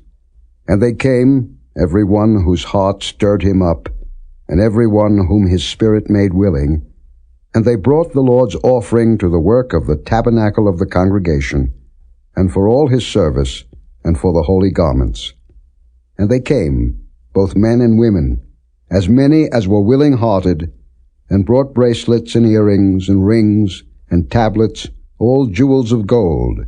And every man that offered an offering of gold unto the Lord. And every man with whom was found blue and purple and scarlet and fine linen and goat's hair and red skins of rams and badger skins brought them. Every one that did offer an offering of silver and brass brought the Lord's offering, and every man with whom was found shittim wood for any work of the service brought it. And all the women that were wise-hearted did spin with their hands, and brought that which they had spun, both of blue, and of purple, and of scarlet, and of fine linen. And all the women whose hearts stirred them up in wisdom spun goat's hair. And the rulers brought onyx stones, and stones to be set for the ephod, and for the breastplate, and spice, and oil for the light, and for the anointing oil, and for the sweet incense. The children of Israel brought a willing offering unto the Lord, every man and woman, whose heart made them willing to bring for all manner of work, which the Lord had commanded to be made by the hand of Moses. And Moses said unto the children of Israel, See, the Lord hath called by name Bezaleel the son of Uri, the son of Hur, of the tribe of Judah. And he hath filled him with the Spirit of God, in wisdom, in understanding, and in knowledge, and in all manner of workmanship, and to devise curious works, to work in gold, and in silver, and in brass, and in the cutting of stones, to set them, and in carving of wood, to make any manner of cunning work. And he hath put in his heart that he may teach, both he and Aholiab, the son of Ahisamach, of the tribe of Dan. Them hath he filled with wisdom of heart, to work all manner of work, of the engraver, and of the cunning workman, and of the embroiderer, in blue, and in purple, in scarlet, and in fine linen, and of the weaver, even of them that do any work, and of those that devise cunning work. Chapter 36. Then wrought Bezaleel and Aholiab, and every wise-hearted man, in whom the Lord put wisdom and understanding, to know how to work all manner of work for the service of the sanctuary, according to all that the Lord had commanded. And Moses called Bezaleel and Aholiab, and every wise-hearted man, in whose heart the Lord had put wisdom, even every one whose heart stirred him up to come unto the work to do it. And they received of Moses all the offering, which the children of Israel had brought for the work of the service of the sanctuary, to make it withal. And they brought yet unto him free offerings every morning. And all the wise men that wrought all the work of the sanctuary came every man from his work which they made. And they spake unto Moses, saying, The people bring much more than enough for the service of the work, which the Lord commanded to make. And Moses gave commandment, and they caused it to be proclaimed throughout the camp, saying, Let neither man nor woman make any more work for the offering of the sanctuary. So the people were restrained from bringing. For the stuff they had was sufficient for all the work to make it, and too much. And every wise-hearted man among them that wrought the work of the tabernacle made 10 curtains of fine twined linen, and blue, and purple, and scarlet. With cherubims of cunning work made he them. The length of one curtain was 28 cubits, and the breadth of one curtain 4 cubits. The curtains were all of one size. And he coupled the 5 curtains one unto another, and the other 5 curtains he coupled one unto another. And he made loops of blue on the edge of one curtain from the selvage in the coupling. Likewise he made in the uttermost side of another curtain in the coupling of the second.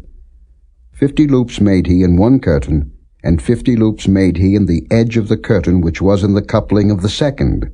The loops held one curtain to another. And he made 50 taches of gold, and coupled the curtains one unto another with the taches. So it became one tabernacle. And he made curtains of goat's hair for the tent over the tabernacle. 11 curtains he made them. The length of one curtain was 30 cubits, and 4 cubits was the breadth of one curtain. The 11 curtains were of one size, and he coupled 5 curtains by themselves, and 6 curtains by themselves. And he made 50 loops upon the uttermost edge of the curtain in the coupling, and 50 loops made he upon the edge of the curtain which coupleth the second. And he made 50 taches of brass to couple the tent together, that it might be one. And he made a covering for the tent of rams' skins dyed red, and a covering of badgers' skins above that. And he made boards for the tabernacle of shittim wood, standing up. The length of a board was 10 cubits, and the breadth of a board 1 cubit and a half. One board had 2 tenons, equally distant one from another. Thus did he make for all the boards of the tabernacle. And he made boards for the tabernacle, 20 boards for the south side southward. And 40 sockets of silver he made under the 20 boards, 2 sockets under one board for his 2 tenons, and 2 sockets under another board for his 2 tenons. And for the other side of the tabernacle, which is toward the north corner, he made 20 boards. And there 40 sockets of silver, 2 sockets under one board, and 2 sockets under another board. And for the sides of the tabernacle westward he made 6 boards. And 2 boards made he for the corners of the tabernacle in the 2 sides. And they were coupled beneath, and coupled together at the head thereof, to one ring. Thus he did to both of them in both the corners. And there were 8 boards, and their sockets were 16 sockets of silver, under every board 2 sockets.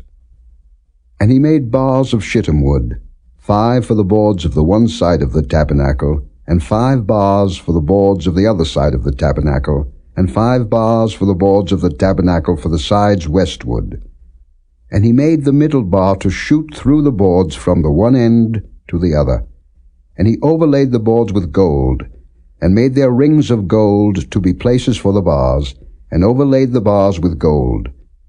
And he made a veil of blue, and purple, and scarlet, and fine twined linen, with cherubims made he it of cunning work.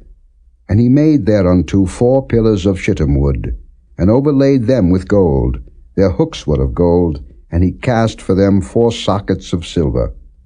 And he made an hanging for the tabernacle door of blue, and purple, and scarlet, and fine twined linen of needlework.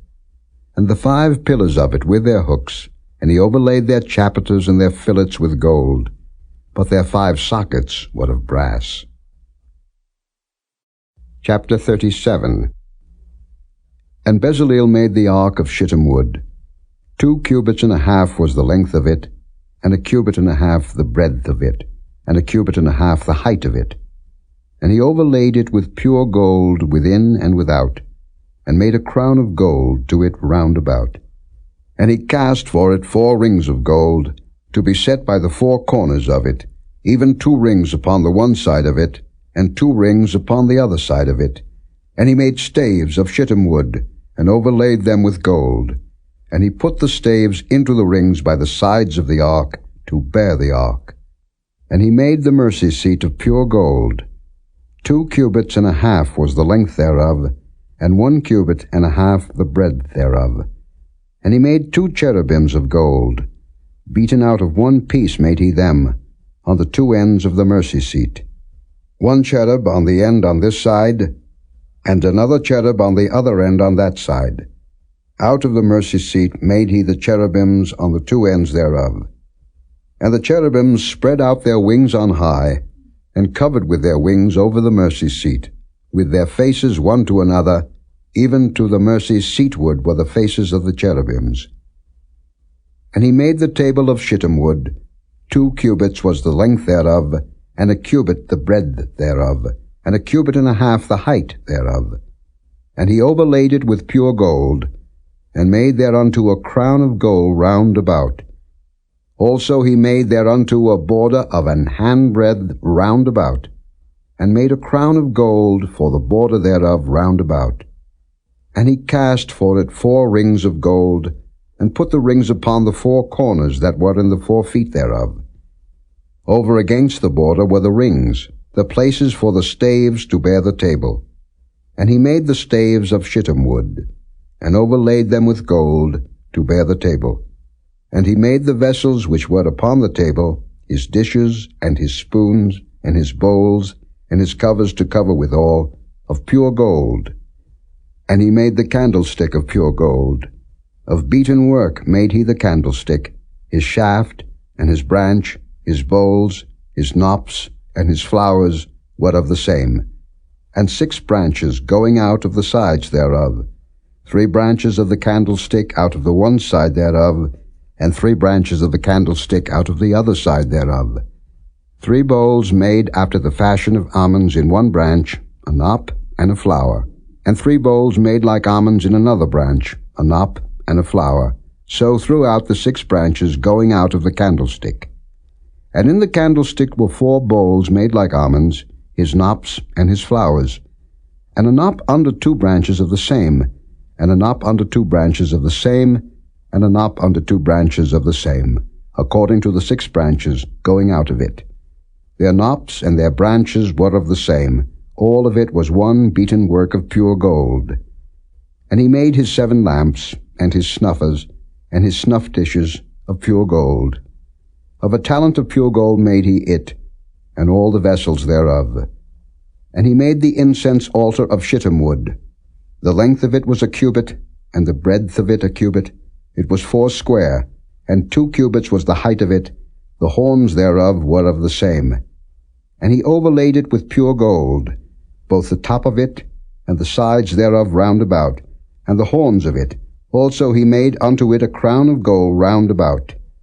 And he made 2 rings of gold for it under the crown thereof, by the 2 corners of it, upon the 2 sides thereof, to be places for the staves to bear it withal. And he made the staves of shittim wood, and overlaid them with gold. And he made the holy anointing oil, and the pure incense of sweet spices, according to the work of the apothecary. Chapter 38. And he made the altar of burnt offering of shittim wood. 5 cubits was the length thereof, and 5 cubits the breadth thereof. It was 4 square, and 3 cubits the height thereof. And he made the horns thereof on the 4 corners of it. The horns thereof were of the same, and he overlaid it with brass. And he made all the vessels of the altar, the pots and the shovels and the basins, and the flesh hooks and the fire pans. All the vessels thereof made he of brass. And he made for the altar a brazen grate of network under the compass thereof beneath unto the midst of it. And he cast 4 rings for the 4 ends of the grate of brass, to be places for the staves. And he made the staves of shittim wood, and overlaid them with brass. And he put the staves into the rings on the sides of the altar, to bear it withal. He made the altar hollow with boards. And he made the laver of brass, and the foot of it of brass, of the looking glasses of the women assembling, which assembled at the door of the tabernacle of the congregation. And he made the court. On the south side, southward, the hangings of the court were of fine twined linen, 100 cubits. Their pillars were 20, and their brazen sockets 20. The hooks of the pillars and their fillets were of silver. And for the north side the hangings were 100 cubits. Their pillars were 20, and their sockets of brass 20. The hooks of the pillars and their fillets of silver. And for the west side were hangings of 50 cubits. Their pillars 10, and their sockets 10. The hooks of the pillars and their fillets of silver.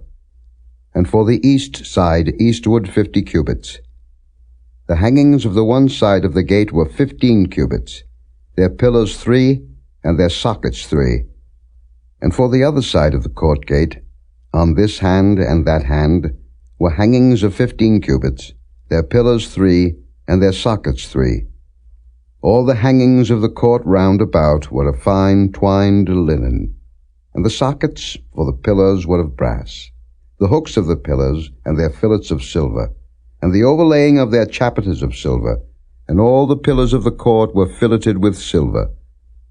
And the hanging for the gate of the court was needlework, of blue and purple and scarlet and fine twined linen, and 20 cubits was the length, and the height in the breadth was 5 cubits, answerable to the hangings of the court.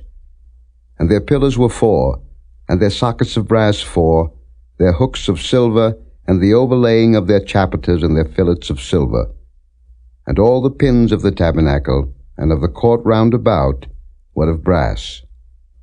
This is the sum of the tabernacle, even of the tabernacle of testimony, as it was counted, according to the commandment of Moses, for the service of the Levites, by the hand of Ithamar, son to Aaron the priest. And Bezaleel the son of Uri, the son of Hur, of the tribe of Judah, made all that the Lord commanded Moses. And with him was Aholiab, son of Ahisamach, of the tribe of Dan, an engraver, and a cunning workman, and an embroiderer in blue, and in purple, and in scarlet, and fine linen. All the gold that was occupied for the work and all the work of the holy place, even the gold of the offering, was 29 talents, and 730 shekels, after the shekel of the sanctuary. And the silver of them that were numbered of the congregation was 100 talents, and 1,760 shekels, after the shekel of the sanctuary. A bekah for every man, that is, half a shekel, after the shekel of the sanctuary, for every one that went to be numbered, from 20 years old and upward, for 600,000 and 3,550 men. And of the 100 talents of silver were cast the sockets of the sanctuary, and the sockets of the veil, and 100 sockets of the 100 talents, a talent for a socket. And of the 1,775 shekels, he made hooks for the pillars, and overlaid their chapiters, and filleted them.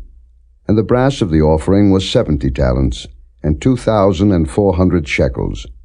And therewith he made the sockets to the door of the tabernacle of the congregation, and the brazen altar, and the brazen grate for it, and all the vessels of the altar, and the sockets of the court round about, and the sockets of the court gate, and all the pins of the tabernacle, and all the pins of the court round about.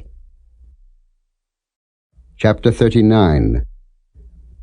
And of the blue, and purple, and scarlet, they made cloths of service, to do service in the holy place, and made the holy garments for Aaron, as the Lord commanded Moses.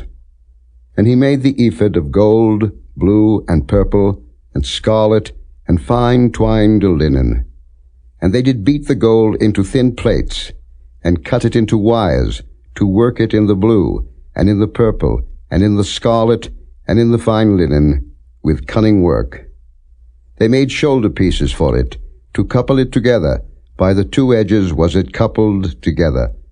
And the curious girdle of his ephod that was upon it was of the same, according to the work thereof, of gold, blue and purple, and scarlet and fine twined linen, as the Lord commanded Moses. And they wrought onyx stones enclosed in ouches of gold, graven, as signets are graven, with the names of the children of Israel. And he put them on the shoulders of the ephod, that they should be stones for a memorial to the children of Israel, as the Lord commanded Moses. And he made the breastplate of cunning work, like the work of the ephod, of gold, blue and purple, and scarlet, and fine twined linen. It was 4 square. They made the breastplate double. A span was the length thereof, and a span the breadth thereof, being doubled. And they set in it 4 rows of stones. The first row was a sardius, a topaz, and a carbuncle. This was the first row. And the second row, an emerald, a sapphire, and a diamond. And the third row, a ligure, an agate, and an amethyst.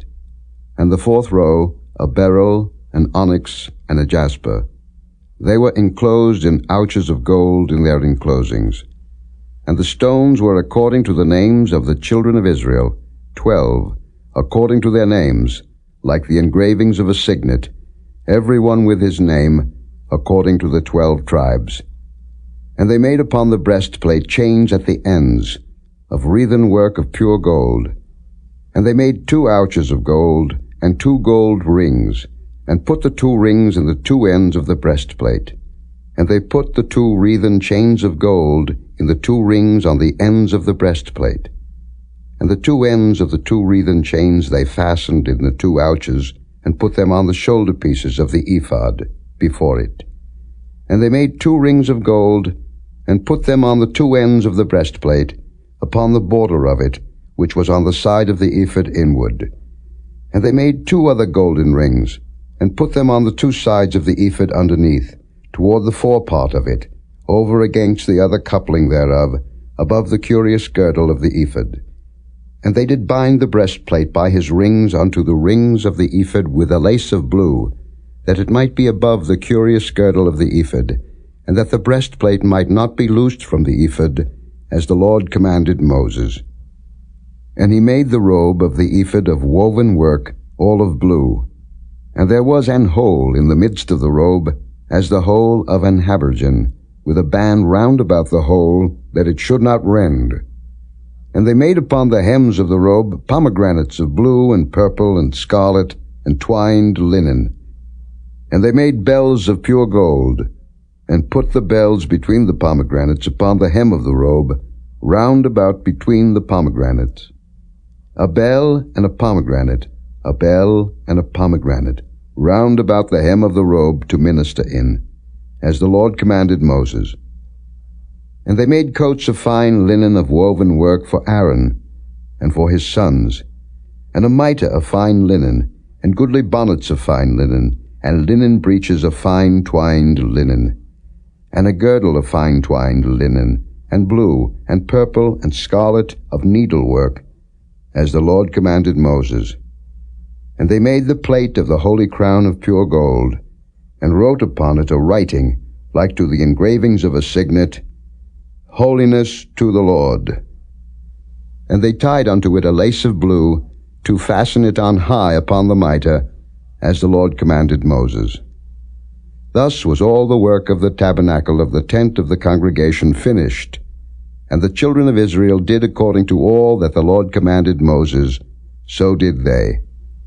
And they brought the tabernacle unto Moses, the tent, and all his furniture, his taches, his boards, his bars, and his pillars, and his sockets, and the covering of ram skins dyed red, and the covering of badger skins, and the veil of the covering, the ark of the testimony, and the staves thereof, and the mercy seat, the table, and all the vessels thereof, and the showbread, the pure candlestick, with the lamps thereof, even with the lamps to be set in order, and all the vessels thereof, and the oil for light, and the golden altar, and the anointing oil, and the sweet incense, and the hanging for the tabernacle door, the brazen altar, and his grate of brass, his staves, and all his vessels, the laver, and his foot, the hangings of the court, his pillars, and his sockets, and the hanging for the court gate, his cords, and his pins, and all the vessels of the service of the tabernacle, for the tent of the congregation, the cloths of service to do service in the holy place, and the holy garments for Aaron the priest, and his sons' garments to minister in the priest's office, according to all that the Lord commanded Moses. So the children of Israel made all the work. And Moses did look upon all the work, and behold, they had done it as the Lord had commanded, even so had they done it, and Moses blessed them. Chapter 40. And the Lord spake unto Moses, saying, On the first day of the first month shalt thou set up the tabernacle of the tent of the congregation. And thou shalt put therein the ark of the testimony, and cover the ark with the veil. And thou shalt bring in the table, and set in order the things that ought to be set in order upon it. And thou shalt bring in the candlestick, and light the lamps thereof. And thou shalt set the altar of gold for the incense before the ark of the testimony, and put the hanging of the door to the tabernacle. And thou shalt set the altar of the burnt offering before the door of the tabernacle of the tent of the congregation. And thou shalt set the laver between the tent of the congregation and the altar, and shalt put water therein. And thou shalt set up the court round about, and hang up the hanging at the court gate. And thou shalt take the anointing oil, and anoint the tabernacle, and all that is therein, and shalt hallow it, and all the vessels thereof, and it shall be holy. And thou shalt anoint the altar of the burnt offering, and all his vessels, and sanctify the altar, and it shall be an altar most holy. And thou shalt anoint the laver and his foot, and sanctify it. And thou shalt bring Aaron and his sons unto the door of the tabernacle of the congregation, and wash them with water. And thou shalt put upon Aaron the holy garments, and anoint him, and sanctify him, that he may minister unto me in the priest's office. And thou shalt bring his sons, and clothe them with coats. And thou shalt anoint them, as thou didst anoint their father, that they may minister unto me in the priest's office, for their anointing shall surely be an everlasting priesthood throughout their generations. Thus did Moses, according to all that the Lord commanded him, so did he. And it came to pass in the first month in the second year, on the first day of the month, that the tabernacle was reared up. And Moses reared up the tabernacle, and fastened his sockets, and set up the boards thereof, and put in the bars thereof, and reared up his pillars. And he spread abroad the tent over the tabernacle, and put the covering of the tent above it, as the Lord commanded Moses. And he took and put the testimony into the ark, and set the staves on the ark, and put the mercy seat above upon the ark. And he brought the ark into the tabernacle, and set up the veil of the covering, and covered the ark of the testimony, as the Lord commanded Moses. And he put the table in the tent of the congregation, upon the side of the tabernacle northward, without the veil. And he set the bread in order upon it before the Lord, as the Lord had commanded Moses. And he put the candlestick in the tent of the congregation, over against the table, on the side of the tabernacle southward. And he lighted the lamps before the Lord, as the Lord commanded Moses. And he put the golden altar in the tent of the congregation before the veil. And he burnt sweet incense thereon, as the Lord commanded Moses. And he set up the hanging at the door of the tabernacle. And he put the altar of burnt offering by the door of the tabernacle of the tent of the congregation, and offered upon it the burnt offering and the meat offering, as the Lord commanded Moses. And he set the laver between the tent of the congregation and the altar, and put water there, to wash withal. And Moses and Aaron and his sons washed their hands and their feet thereat. When they went into the tent of the congregation, and when they came near unto the altar, they washed, as the Lord commanded Moses. And he reared up the court round about the tabernacle and the altar, and set up the hanging of the court gate. So Moses finished the work. Then a cloud covered the tent of the congregation, and the glory of the Lord filled the tabernacle. And Moses was not able to enter into the tent of the congregation, because the cloud abode thereon, and the glory of the Lord filled the tabernacle. And when the cloud was taken up from over the tabernacle, the children of Israel went onward in all their journeys. But if the cloud were not taken up, then they journeyed not till the day that it was taken up. For the cloud of the Lord was upon the tabernacle by day, and fire was on it by night,